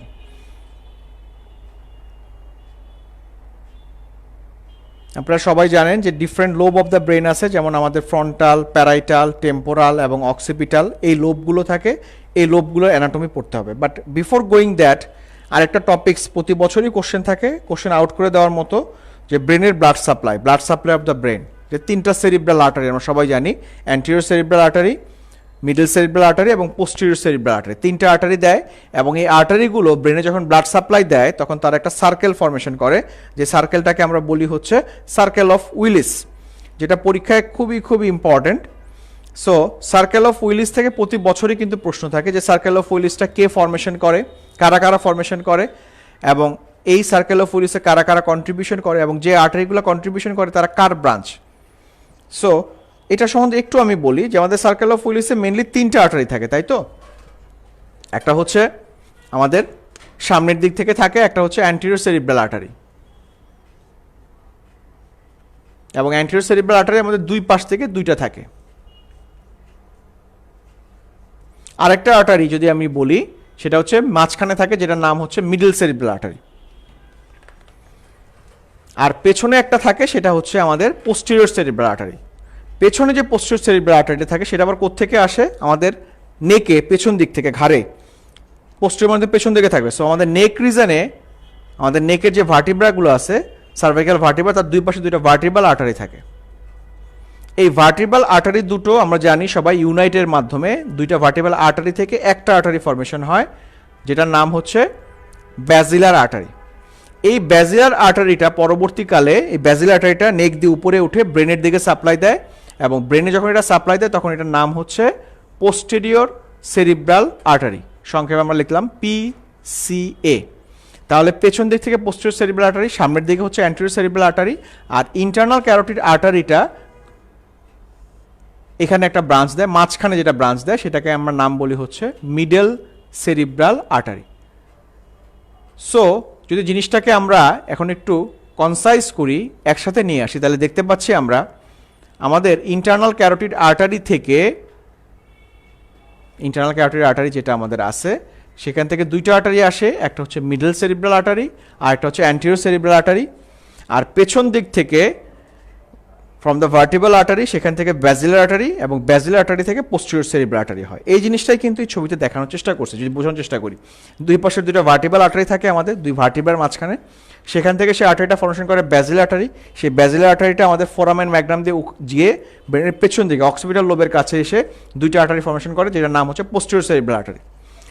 আর আমাদের ব্রেনের যেটা main artery, internal carotid artery, সেখান থেকে দুইটা আর্টারি তৈরি হয়, একটা সামনের দিকে চলে যায়, এটার নাম হচ্ছে অ্যান্টেরিয়র সেরিব্রাল আর্টারি, আর একটা মাঝখানে থাকে, এটার নাম হচ্ছে মিডল সেরিব্রাল আর্টারি। বাট এই ছবিটা যদি খুব ভালোভাবে আমরা দেখি, আমাদের মাঝখানটুকুকে আমরা বলি হচ্ছে সার্কেল অফ উইলিস। সো প্রথমে একটা জিনিস ক্লিয়ার করা যায়, খুব সহজে যায়, সেটা হচ্ছে যে মিডল সেরিব্রাল আর্টারি যেটা বাইরের দিকে চলে যাচ্ছে, সো এটা কিন্তু কখনোই সার্কেল অফ উইলিসের পার্ট না। আর সার্কেল অফ উইলিসের এরা পার্ট না হলেও এক্সট্রা কারা পার্ট, যেটা সার্কেল করার জন্য যেটা লাগে। সার্কেল কীভাবে হবে? এই আর্টারিগুলো যদি সার্কেল তৈরি করতে হয়, তাহলে ইন্টারনাল ক্যারোটিড আর্টারি থেকে একটা ব্রাঞ্চ এই পোস্টেরিয়র সেরিব্রাল আর্টারিকে কমিউনিকেট করে। এই কমিউনিকেশনটা পেছন দিকে আসে, এটা একটা কমিউনিকেশন। আর সামনের দিকে দুটো অ্যান্টেরিয়র সেরিব্রাল আর্টারি, তাদের মাঝখানে একটা কমিউনিকেশন থাকে। তাহলে এটা সামনের দিকের কমিউনিকেশন, এই জন্য এটার নাম হচ্ছে অ্যান্টেরিয়র কমিউনিকেটিং আর্টারি। আর এটা পেছন দিকের কমিউনিকেশন, এই দুইটা, এটার নাম হচ্ছে পোস্টেরিয়র কমিউনিকেটিং আর্টারি। এবং এই কমিউনিকেটিং দুইটা আর্টারি এবং এর পাশের যে স্ট্রাকচারগুলো আছে, এই সবগুলো জিনিস মিলেই কিন্তু আমাদের কি ফর্মেশন হচ্ছে, এই সার্কেল অফ উইলিস থেকে ফর্মেশন হচ্ছে। এই সার্কেল অফ উইলিসের তাহলে যদি বলা হয় এখন যে ব্রাঞ্চ কারা, অ্যান্টেরিয়র, পোস্টেরিয়র এবং মিডল সেরিব্রাল আর্টারি কার ব্রাঞ্চ, সেটা আমরা অলরেডি বলে ফেলছি যে পোস্টেরিয়র সেরিব্রাল আর্টারির ব্রাঞ্চ হচ্ছে ভার্টিব্রাল আর্টারি, বা যদি বলে ব্যাজিলার আর্টারি, কোনটা ট্রু হবে? একদম চোখের সামনে কিন্তু স্পষ্ট যে পোস্টেরিয়র সেরিব্রাল আর্টারি কিন্তু branch of basilar artery, vertebral artery না। ভার্টিব্রাল আর্টারি থেকে হয় ব্যাজিলার আর্টারি, সেখান থেকে হচ্ছে পোস্টেরিয়র সেরিব্রাল আর্টারি। সো জিনিসটা আমি বুঝে বুঝে পড়বো কোনটার ব্রাঞ্চ কে। একই রকমভাবে যদি আমাকে বলে এখন পোস্টেরিয়র কমিউনিকেটিং আর্টারি এটা কোত্থেকে আসে, বা অ্যান্টেরিয়র কমিউনিকেটিং আর্টারি কোন থেকে আসে, যদি আমি ছবিটা ভালো করে মনে রাখতে পারি, তাহলে স্পষ্ট বোঝা যাচ্ছে যে অ্যান্টেরিয়র সেরিব্রাল আর্টারিগুলো থেকেই কিন্তু করে হয় অ্যান্টেরিয়র কমিউনিকেটিং আর্টারিটা ফর্মেশন হয়। So anterior communicating artery is a branch of anterior cerebral artery. আর ইন্টারনাল ক্যারোটিড আর্টারির মোট তিনটা ব্রাঞ্চ এখানে দেখতে পাচ্ছি, একটা হচ্ছে অ্যান্টেরিয়র সেরিব্রাল, আগেই বলেছি, একটা হচ্ছে মিডল সেরিব্রাল, আরেকটা হচ্ছে কোনটা, এই posterior communicating artery, internal carotid আর্টারির ব্রাঞ্চ। এবং এই আর্টারিগুলো মিলেই কিন্তু সার্কেল অফ উইলিস ফর্মেশন করে। এবং অবভিয়াসলি প্রতি বছরই পরীক্ষায় সার্কেল অফ উইলিসের এই ব্রাঞ্চগুলো কারা কারা ফর্মেশন করতেছে এবং তারা কোত্থেকে আসতেছে, এগুলো কিন্তু পরীক্ষায় আসবে অবশ্যই। ব্রেন অ্যাবল থেকে আরেকটা যেটা বলেছিলাম, আসলে অবশ্যই ইম্পর্টেন্ট, ভেরি ইন্টারেস্টিং একটা টপিকস, যে বিভিন্ন লোব এই অংশের কোশ্চেন হিসেবে আসুক, বা নিউরোলজি বা আমাদের মেডিসিনের কোশ্চেন হিসেবে ডেভিডসনের পার্টের মধ্যে এগুলো আলোচনা আছে, যে ডিফারেন্ট পার্টস অফ দ্য ব্রেনের লোবগুলো, এগুলো কোনটা কোথায় কি কাজ করে, আমাদের বডির সমস্ত কাজ, সেন্সরি হোক বা মোটর হোক, all kind of activity including emotion, anger, all kind of this activities is control by brain. So কোন অংশটা কি কন্ট্রোল করতেছে, আমাদের ব্রেনের ফ্রন্টাল লোব কোন কন্ট্রোল করতেছে, প্যারাটাল লোব কোনগুলো কন্ট্রোল করতেছে, এগুলো সুন্দর করে ছক আকারে এখানে বর্ণনা করে দেয়া আছে। এবং এই অংশটার ডিসফাংশন হলে কি প্রবলেম হবে সেগুলোও কিন্তু দেয়া আছে। তো সেগুলো আমি ডিটেলস আজকে যাব না, এটা কিন্তু আমাদেরকে একটু বুঝে বুঝে পড়তে হবে। আমি গ্রসলি যেমন বলি যে মনে রাখা সহজ করার জন্য, যে একটা গাড়ির মতো করে, যে একটা গাড়ির যে প্রাইভেট কার যেগুলো আমরা দেখি, বা bus, truck, whatever it is, most of the গাড়ির সামনের দিকে থাকে কিন্তু ইঞ্জিনটা, আর পেছন দিকেও থাকে মানুষ। ঠিক এরকম ব্রেনেরও সামনের দিকে থাকে হচ্ছে মোটর এরিয়া, যে ফ্রন্টাল লোব যেটা মোটর এরিয়া থাকে, আর পেছন দিকে প্যারাইটাল লোব যেটা সেটা হচ্ছে সেন্সরি এরিয়া থাকে। সো গ্রসলি মনে রাখার জন্য যে ফ্রন্টালটা হচ্ছে মোটর কর্টেক্স ফাংশনগুলো এখানে হয়, এখানে হচ্ছে সেন্সরি ফাংশনগুলো হয় প্যারাইটাল লোবে। অক্সিপিটাল লোবের ফাংশন তো আমরা সবাই জানি যে ভিজুয়াল কর্টেক্স থাকে। তো গ্রসলি যদি এভাবে চিন্তা করি, টেম্পোরাল লোবে কি থাকে, দুই কানের পাশে, তাহলে আমাদের ব্রেনে যে কানে শুনতে পাই অডিটরি এরিয়া, সেই অডিটরি এরিয়াগুলো কোথায় থাকবে, আমাদের ব্রেনের মধ্যে টেম্পোরাল লোবের মধ্যে থাকবে। এরকম কিছু ইম্পর্টেন্ট টপিকস আমাদেরকে পড়তে হয়, যে আমি কথা বলছি আপনাদের সামনে অনেকক্ষণ ধরে। সো কথা বলাটা কিন্তু ব্রেনের একটা অংশ কাজ করে। সো কোথায় কাজ করে, সেই জায়গাটার নাম কি, সেটার নাম হচ্ছে ব্রোকাস এরিয়া। অনেকবার পরীক্ষায় আসছে, ব্রোকাস এরিয়া কথা বলতে সাহায্য করে। কোনো কারণে কারো ইনজুরি হলে, ফ্রন্টাল লোবে যদি কারো ইনজুরি হয়, ডমিনেন্ট ফ্রন্টাল লোবে, ডমিনেন্ট ফ্রন্টাল লোব করে কোনটা, যেমন যদি বলি আমার ডমিনেন্ট হ্যান্ড কোনটা, ইন কেস অফ মি যে রাইট হ্যান্ড ডমিনেন্ট, ডান হাতে কাজ করি আমি, অনেকের আবার left hand dominant. So right হ্যান্ডটাকে কে কন্ট্রোল করে, আমরা জানি অপোজিট সাইডে ব্রেন। সো যদি রাইট হ্যান্ড একটা পার্সন হয়, তার ডমিনেন্ট হেমিস্ফিয়ার হচ্ছে লেফট হেমিস্ফিয়ার, সেখানে কথা বলার জন্য একটা এরিয়া আছে Broca's area. So Broca's area কোন লোবের ফার্স্ট, ফ্রন্টাল লোবের মধ্যে থাকে, ফ্রন্টাল লোব দিয়ে কথা বলতে সাহায্য করে, কথা বলাটা একটা মোটর অ্যাক্টিভিটি, সো অবশ্যই এটা ফ্রন্টাল লোবে থাকবে। সো কথা বলার এরিয়ার নাম হচ্ছে ব্রোকাস এরিয়া, থাকবে কোথায়, ফ্রন্টাল লোবে। অনেকবার পরীক্ষায় আসতে পারে, এসেছেও পরীক্ষায়, আমরা ভালো মতো শিখবো সেটা। ঠিক একই রকমভাবে কথা বুঝতে সাহায্য করবার কে, কথা বুঝতে, সেটার জন্য একটা এরিয়ার নাম হচ্ছে, সেটা হচ্ছে কি ওয়ার্নিক্স এরিয়া। তাহলে জিনিসগুলো কতটা ইন্টারেস্টিং চিন্তা করি আমরা, যদি কারো একটা হেড ইঞ্জুরি হয়ে বা কোনো একটা স্ট্রোকের কারণে ব্রেনের ব্রোকাস এরিয়াটা ড্যামেজড হয়ে যায়, আমরা দেখি এরকম অনেক পেশেন্টকে পাই, সে কি করতে পারবে না, সে কথা বলতে পারে না। সো একটা পেশেন্ট যখন আমার কাছে আসবে যে তার কথা বলতে অসুবিধা হবে, আমি কিন্তু এই সিমটমটা দেখে অ্যাজ এ ডক্টর আমি বলে ফেলতে পারবো যে তার ব্রেনের এমন একটা লিশন হয়েছে, এমন একটা জায়গায় ক্ষতিগ্রস্ত হয়েছে যে কারণে তার ব্রোকাস এরিয়াটা, ফ্রন্টাল লোবের ব্রোকাস এরিয়াটা involve. So this are imaginary thing, মানে খুবই, মানে পেশেন্টকে কিন্তু আমরা অনেকভাবে মানে সহজেই ডায়াগনোসিস রিচ করতে পারি যে কথা বলতে অসুবিধা হচ্ছে, তার মানে তার মোস্ট অফ দ্য পেশেন্টের ক্ষেত্রে যে তার লেফট সাইডে ফ্রন্টাল লোবে কোনো ডিসফাংশন আছে। আরেকটা লোক কথা বলতে পারতেছে কিন্তু উল্টাপাল্টা কথা বলে, তার মানে সে বলতে পারে ব্রোকাসের সমস্যা নাই, কিন্তু সে বুঝতে পারছে না কথা, না বোঝার কারণ লাগে গেলে কারণে কিন্তু আমরা অনেক সময় উল্টাপাল্টা কথা বলি। তার মানে তার ড্যামেজটা কোথায় হচ্ছে, একটু পেছনে ওয়ার্নিক্স এরিয়াতে। তাকে জিজ্ঞেস করেন আপনার নাম কি, সে বলতেছে আমি আসলে দুপুরে ভাত খাই নাই। তো এই জাতীয় যখন বলছে তার মানেটা কি, সে কথা, আপনার কথা সে রিসিভ করে বা বুঝতে পারতেছে কিন্তু বলতে পারতেছে। সো পেশেন্টের সিমটম কিন্তু তার বলে দিবে তার ব্রেনের কোন রিজনে তার প্রবলেম হচ্ছে। একটা লোকের মাথার পেছনে আঘাত পেলে, আমরা সিনেমাতে অনেক দেখেই যে মাথায় আঘাত পাওয়ার পরে কি হচ্ছে, চোখে দেখতে পাচ্ছে না, ভেরি সাইন্টিফিক, তাই না? কিন্তু উল্টাটা আসলে অনেক সময় হয়ে যায়, আবার অনেক সময় বলে আরেকবার বাড়ি খেলে ঠিক হয়েছে, এটা কখনোই হবে না, আবার ড্যামেজ হবে আসলে। সো এটা আমাদের টপিক। আমি যেটা বলতে চাচ্ছিলাম, মাথার পিছনে আঘাত পেলে কারো চোখের সমস্যা, চোখে কোনো আঘাত পায় না কিন্তু তার সমস্যা হতে পারে। কীভাবে হবে, আমরা জানি সবাই ভিজুয়াল কর্টেক্স আমাদের চোখের পেছনে আছে। সো মাথার পেছনে আঘাত পেলে ভিজুয়াল কর্টেক্স যদি ড্যামেজ হয়, তাহলে একটা লোক ব্লাইন্ডনেস হয়ে যাবে। নট নেসেসারিলি যে সেটা হতে হবে কীরকম, যে অপটিক লোবের কোনো ড্যামেজ হতে হবে বা অপটিক নার্ভের কোনো ড্যামেজ হতে হবে বা আই বলের কোনো ড্যামেজ হতে হবে, দরকার নেই, এখানে ড্যামেজ হলেও হতে পারে। সো ব্রেনের লোবগুলার, কোন লোবগুলা, অক্সিপিটাল লোবে ড্যামেজ হলে কী হবে, প্যারাইটাল লোবে ড্যামেজ হলে কী হবে, টেম্পোরাল লোবে ড্যামেজ হলে কী হবে। টেম্পোরাল লোবে আমরা বলছি অডিটরি এরিয়া আছে। সো অডিটরি এরিয়াতে যদি কোনো ড্যামেজ হয় বা টেম্পোরাল লোবে কেউ আঘাত পায়, তাহলে দেখতে হবে কানে কোনো সমস্যা না হলেও তার হিয়ারিং ডিস্টারবেন্স হতে পারে, সে শুনতে পাচ্ছে না, কথাবার্তা বুঝতে, কী আওয়াজ আছে সে বুঝতে পারতেছে না। So these are very interesting things, এগুলো থেকে আমাদের ইম্পর্টেন্স দিতে হবে। সার্কেল অফ উইলিসের পরে এই ব্রেনের লোবের ফাংশনগুলো সংক্ষিপ্ত করে আমাদের কিন্তু জানাটা আমাদের জন্য খুবই খুবই ইম্পর্টেন্ট। ব্রেন আইবলের এই দুটোই হচ্ছে মেইন টপিকস। এছাড়াও ছোটো ছোটো দুটো টপিকস আমি আলোচনা করব, বারবারই বলবো। যেমন বলেছিলাম যে সিএসএফ, আমি আসলে এটা দায়িত্ব নিয়ে বলতে চাই যে সিএসএফটা কিন্তু আমাদের পরীক্ষার জন্য খুবই খুবই ইম্পর্টেন্ট। সিএসএফ থেকে প্রতি বছরই প্রশ্ন থাকে।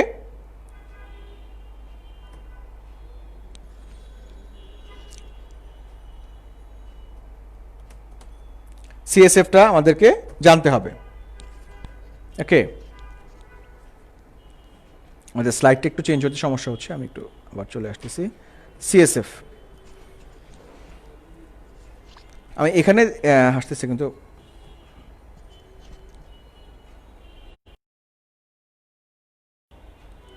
সো সিএসএফ থেকে সিএসএফ কোথায় ফরমেশন হয়, সিএসএফ এর ফরমেশন, সিএসএফ পড়াচ্ছিলাম, সিএসএফ এটা তো হেড নেকে চলে আসলাম, ব্রেন আইবলে যেতে চাচ্ছি। আচ্ছা আচ্ছা, তো যেখানে ছিলাম আমি, সিএসএফ থেকে, সিএসএফ এর ফরমেশন, কীভাবে সিএসএফ ফরমেশন হয়, কোথায় ফরমেশন হয়, সিএসএফ এর ফিজিওলজিক্যাল প্রপার্টিস, কী প্রপার্টিস আছে ফিজিওলজিক্যাল প্রপার্টিস, মানে দ্যাট মিনস সিএসএফ এর কম্পোজিশন, প্রোটিন কতটুকু থাকে, গ্লুকোজ কতটুকু থাকে। কেন পড়বে এগুলো, কারণ আমরা জানি যে ডিফারেন্ট টাইপ অফ ম্যানিনজাইটিসে পরীক্ষায় আসবেই, ডিফারেন্ট টাইপ অফ ম্যানিনজাইটিসে সিএসএফ এর যে নর্মাল কম্পোজিশন থাকে সেই কম্পোজিশনগুলো অল্টারেশন হয়। অল্টারেশনগুলো কীরকম হচ্ছে, যেমন আমাদের যদি বলি ব্যাকটেরিয়াল ম্যানিনজাইটিস হয়, আমরা সেখানে জানি যে গ্লুকোজের অ্যামাউন্টটা কমে যায়। সো কমে যায় এটা জানতে যেমন হবে, শেষে জানতে হবে যে নর্মাল গ্লুকোজের আসলে পরিমাণটা কত, নর্মাল গ্লুকোজে কতটুকু থাকে ব্রেনের মধ্যে। ঠিক একই রকমভাবে ব্যাকটেরিয়াল ম্যানিনজাইটিসে গ্লুকোজ কমে গেলেও ভাইরাল ম্যানিনজাইটিসে কিন্তু গ্লুকোজের অ্যামাউন্ট কমে না। সো এই জিনিসগুলোর ডিফারেন্স আমাদেরকে জানতে হবে এবং জানার জন্য সিএসএফ এর কম্পোজিশন আমাদের জানাটা ইম্পর্টেন্ট। সিএসএফ এর পাথওয়ে খুবই খুবই ইম্পর্টেন্ট, যে সিএসএফটা ল্যাটারাল ভেন্ট্রিকাল, সেখান থেকে থার্ড ভেন্ট্রিকাল, সেখান থেকে ফোর্থ ভেন্ট্রিকাল এবং সেখান থেকে লাস্টে central canal of spinal cord. এই যে সিএসএফটা পাথওয়ে যায়, সেই পাথওয়েতে যাওয়ার সময় কোন কোন স্ট্রাকচারের মধ্য দিয়ে যায়, যেমন আমরা বলি ফোরামেন অফ মনরো, কাকে কানেক্ট করতেছে, যে ল্যাটারাল ভেন্ট্রিকাল থেকে সিএসএফটা থার্ড ভেন্ট্রিকালে আসবে, কার মাধ্যমে আসবে, ফোরামেন অফ মনরো দিয়ে আসবে। সো এই জিনিসগুলো এভাবে আমাদের খুব ভালো করে পড়তে হবে। ব্রেন আইবল থেকে আরেকটা ইম্পর্টেন্ট যেটা আমরা জিনিস পড়তে চাই সেটা হচ্ছে থ্যালামাস। থ্যালামাস থেকে থ্যালামাসের স্ট্রাকচার বা থ্যালামাসের রিলেশনটা জানতে হবে। এই যে ছবিটা আমরা দেখতে পাচ্ছি খুবই ইম্পর্টেন্ট এবং ইনফরমেটিভ একটা ছবি। এই ছবিটা যদি আমরা বুঝতে পারি তাহলে কিন্তু থ্যালামাসের স্ট্রাকচার আমাদের কাছে স্পষ্ট হয়ে যাবে। যেমন আমরা সবাই জানি যে এই ছবিটা এটা হচ্ছে একটা ব্রেনের মিড স্যাজেটাল কার্ট, মাঝখান দিয়ে কেটেছি মিড স্যাজেটাল। এই মিড স্যাজেটাল কার্টে এখানে আমরা দেখতে পাচ্ছি অক্সিপিটাল লোব, এখানে দেখতে পাচ্ছি brain steam. Brain steam means mid brain, ponds, medulla oblongata. তার উপরে এখানে যেটা দেখতে পাচ্ছি একটা এগ শেপড, বইতে কিন্তু এভাবেই বর্ণনা করা আছে, এগ শেপের একটা স্ট্রাকচার, এটা হচ্ছে থ্যালামাস। আর এই থ্যালামাসের নিচে এখানে কি থাকবে, হাইপোথ্যালামাস। সো আমাদের পরীক্ষায় কোশ্চেনগুলো কিভাবে আসে, যে থ্যালামাসের অ্যান্টিরিয়র রিলেশন, থ্যালামাসের সুপিরিয়র রিলেশন, থ্যালামাসের পোস্টেরিয়র রিলেশন, থ্যালামাসের ইনফিরিয়র রিলেশন কারা আছে। সো অ্যানাটমি আমি বারবারই বলি যে ছবিগুলো যদি আমরা বুঝতে পারি তাহলে কিন্তু এটা বোঝা কোনোটা সমস্যার কিছু না। যেমন এখানে যদি আমাকে বলি যে থ্যালামাসের পেছনে কি থাকে, খুব ইম্পর্টেন্ট একটা স্ট্রাকচার থাকে, নাম আমরা সবাই জানি পিনিয়াল গ্ল্যান্ড বা পাইনিয়াল গ্ল্যান্ড। সো যে পাইনিয়াল গ্ল্যান্ডটা এখানে হচ্ছে পোস্টেরিয়র রিলেশন। ঠিক একই রকমভাবে আমরা বলি যে দুইটা সেরিব্রাল হেমিস্ফিয়ার আমাদের, তার মাঝখানে কমিউনিকেশন করে হচ্ছে কর্পাস ক্যালোসাম, একটা হোয়াইটিশ একটা স্ট্রাকচার সি শেপের। এই কর্পাস ক্যালোসামটা কি করছে, থ্যালামাসের সুপিরিয়র স্ট্রাকচার ফর্মেশন করতেছে। কর্পাস ক্যালোসামের নিচে ঠিক কর্পাস ক্যালোসামের মতোই দেখতে একটা স্ট্রাকচার আমাদের এখানে দেখতে পাচ্ছি, এটাকে আমরা কি বলি, ফর্নিক্স বলি। সো এই ফর্নিক্স বা corpus callosum, these are the superior relation of the thalamus. So থ্যালামাসের রিলেশনগুলো আমাদের পরীক্ষার জন্য ইম্পর্টেন্ট, ভালো মতো আমাদের জানতে হবে। আরেকটা ইম্পর্টেন্ট টপিকস আমাদের প্রতি বছরই কোশ্চেন থাকে এবং এবারও থাকার সম্ভাবনা মোটামুটি নিশ্চিত বলা যায়, সেটা হচ্ছে আমাদের বেজাল গ্যাংলিয়া। বেজাল গ্যাংলিয়া থেকে কোশ্চেন যেগুলো আসে, যে বেজাল গ্যাংলিয়াটা কে কে ফর্মেশন করে, স্ট্রাকচারগুলো কি, বেজাল গ্যাংলিয়ার মধ্যে what is corpus striatum, what is অ্যামাইগডালার নিউক্লিয়াস, হোয়াট ইজ কলস্ট্রাম, এই জিনিসগুলো বোঝার সুবিধার জন্য এখানে সুন্দর করে কিন্তু বর্ণনা করে দেওয়া আছে এবং ছক করে দেওয়া আছে। যেমন কর্পাস স্ট্রাটাম যেটাকে আমরা বলি, এই কর্পাস স্ট্রাটামটা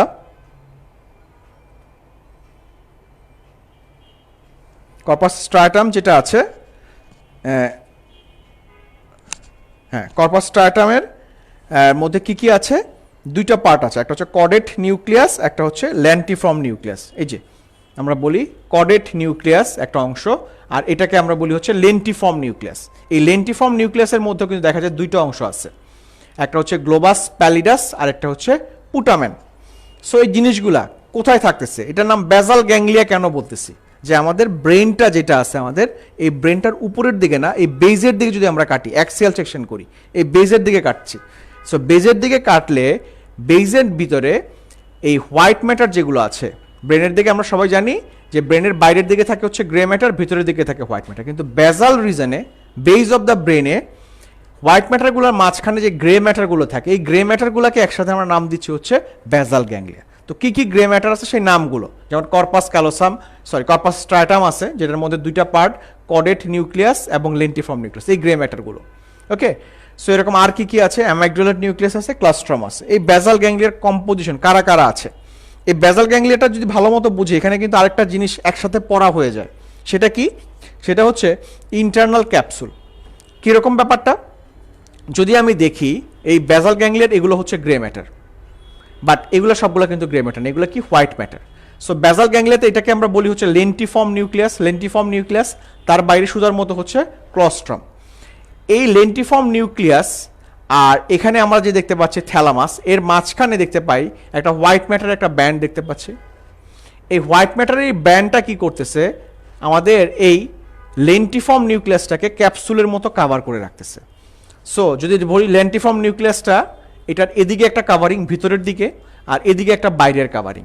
সো ভিতরের যে কাভারিংটা, এই ভিতরের কাভারিংটাকে আমরা কি বলতেছি, ইন্টারনাল ক্যাপসুল। তাহলে এটাকে আমরা কি বলবো, এটার নাম হচ্ছে এক্সটার্নাল ক্যাপসুল। লেন্টিফর্ম নিউক্লিয়াসের ভিতরে থাকে, that is the internal capsule. So internal capsule যদি আমি বুঝতে পারি যে this is the internal capsule, তাহলে এই ইন্টারনাল ক্যাপসুলের মিডিয়ালি কে থাকবে, ইন্টারনাল ক্যাপসুলের ল্যাটারালি কে থাকতেছে, এই জিনিসগুলো আমাদের জন্য বোঝা খুব সহজ হবে। সো আমাদের জন্য খুবই খুবই ইম্পর্টেন্ট বেসাল গ্যাংলিয়া, এবং এই বেসাল গ্যাংলিয়া থেকে আরেকটা যেটা আমাদের জন্য বেশি পড়তে যাবে, বেসাল গ্যাংলিয়া থেকে কিছু নমুনা কোশ্চেন এখানে দেওয়া আছে, এগুলো আমাদের জানতে হবে। এবং এই বেসাল গ্যাংলিয়া ডিসঅর্ডার হলে কি কি মুভমেন্ট ডিসঅর্ডার হয়, কি কি ধরনের মুভমেন্ট ডিসঅর্ডার হয়, সেই জিনিসগুলোও কিন্তু আমাদেরকে পরীক্ষার জন্য ইম্পর্টেন্সে পড়তে হবে। যেটা ইনভারিয়েবলি প্রতি বছরই পরীক্ষা আসে, যে পার্কিনসন্স ডিজিজ মেডিসিন ফ্যাকাল্টির পরীক্ষার্থীর জন্য আসে, সার্জারি ফ্যাকাল্টিদেরও এই ডিজিজটা সম্বন্ধে একটু জানতে হবে। এছাড়া আরও different type of movement disorder হয়, সেগুলো সম্বন্ধে আমাদের একটু একটু আইডিয়া রাখতে হবে।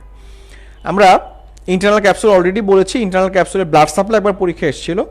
সো এটার সম্বন্ধে আমার মনে হয় শুধু রিলেশনটা আমাদের জন্য বেশি ইম্পর্টেন্ট, ব্লাড সাপ্লাইটা আমাদের মনে রাখাটা অনেক কষ্টকর হবে। আমরা একদম শেষের দিকে চলে এসেছি, রেটিকুলার ফর্মেশন ছাড়া আরও কিছু টপিকস আছে, বাট আমি যেটা ইম্পর্টেন্স দেবো সেটা হচ্ছে লিম্বিক সিস্টেম। একটা কোশ্চেন পরীক্ষা দিয়েই দেয় যে লিম্বিক সিস্টেমের ফাংশন কি, বা লিম্বিক সিস্টেমে কারা কারা ইনভলভ। আমরা জানি আমাদের ব্রেনের মেমোরি ফর্মেশন, যেটা আমাদের আসলে আমাদেরকে সবচেয়ে বেশি আমাদেরকে ইম্পর্টেন্স দেয় বা গুরুত্ব দেয় মানুষ হিসেবে দেয় আমাদের ব্রেন। সেই ব্রেনের সবচেয়ে ইম্পর্টেন্ট একটা কাজ হচ্ছে মেমোরি ফর্মেশন করা। সেই মেমোরি ফর্মেশন করার কাজটা করে হচ্ছে ব্রেনের যে স্ট্রাকচারগুলো, একটা স্ট্রাকচার করে না, অনেকগুলো স্ট্রাকচার মিলে করে। সো যে অনেকগুলো স্ট্রাকচার মিলে করে, আমি আবার স্লাইডটা মিস করতেছি, অনেকগুলো স্ট্রাকচার মিলে করে, সেই অনেকগুলো স্ট্রাকচারকে একসাথে আমরা বলি হচ্ছে লিম্বিক সিস্টেম। এখানে চেঞ্জ হচ্ছে না।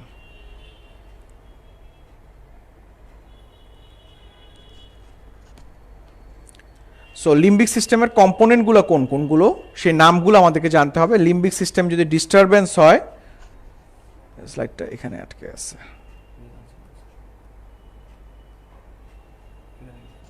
হ্যাঁ, লিম্বিক সিস্টেমের যদি প্রবলেম হয়, তাহলে কী কী স্ট্রাকচার থাকে সেই নামগুলো আমরা দেখব, সেই নামগুলো আমরা পূর্ব আমাদের জন্য ইম্পর্টেন্ট, যেটা বলছিলাম। আর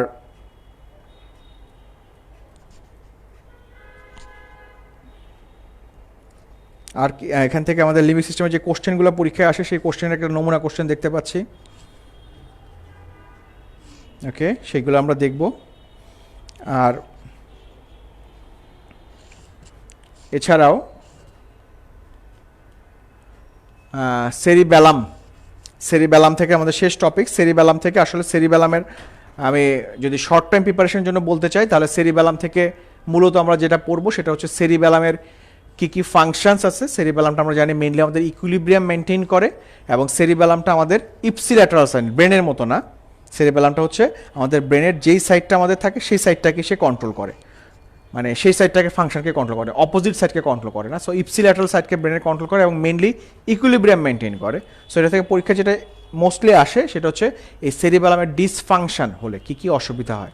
যেমন আমাদের যে ট্রেমর হয় সেরিবেলামের ফাংশন হলে, নিস্টেগমাস হয়, কোন ধরনের ট্রেমর হয়। পার্কিনসন ডিজিজে কিন্তু আমরা ট্রেমরের কথা পড়ি, একটু আলাদা করে ডিস্টিংক্টলি আলোচনা করতে হবে যে পার্কিনসনের ট্রেমরটা হচ্ছে রেস্টিং ট্রেমর। দ্যাট মিনস যখন কোনো কাজ করতেছি না, হাতটা রেস্টিং অবস্থায় আছে, তখন ট্রেমর হচ্ছে।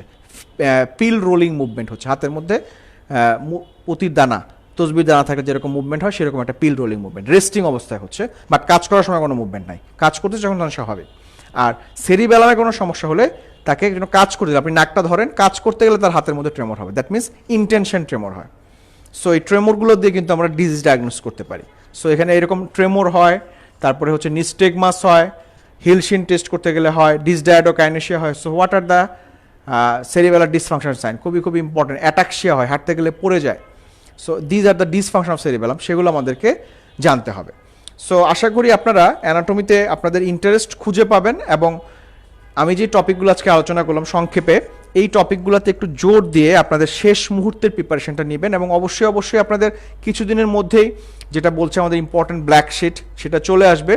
সেই ব্ল্যাক শিটটা নিয়ে যার যেটুকু ডেফিসিয়েন্সি আছে চেষ্টা করবেন অন্তত এই ইম্পর্টেন্ট টপিকগুলো পরীক্ষার আগে একটু ভালোভাবে যাচাই করে নিয়ে যাওয়ার, যাতে করে আমরা ম্যাক্সিমাম কোশ্চেনের সুন্দরভাবে অ্যান্সার করতে পারি। সো আপনাদের একটি সুন্দর প্রিপারেশনের প্রত্যাশায় আজকের মতো আমি বিদায় নিচ্ছি। সামনের দিনে হয়তো বা লাইভে আপনাদের যে কোশ্চেনগুলো আজকে জবাব দিতে পারলাম না, সেগুলো নিয়ে পরবর্তীতে আবার লাইভে এসে জবাব দেওয়ার চেষ্টা করব। সেই পর্যন্ত সবাই ভালো থাকবেন, সবাইকে ধন্যবাদ।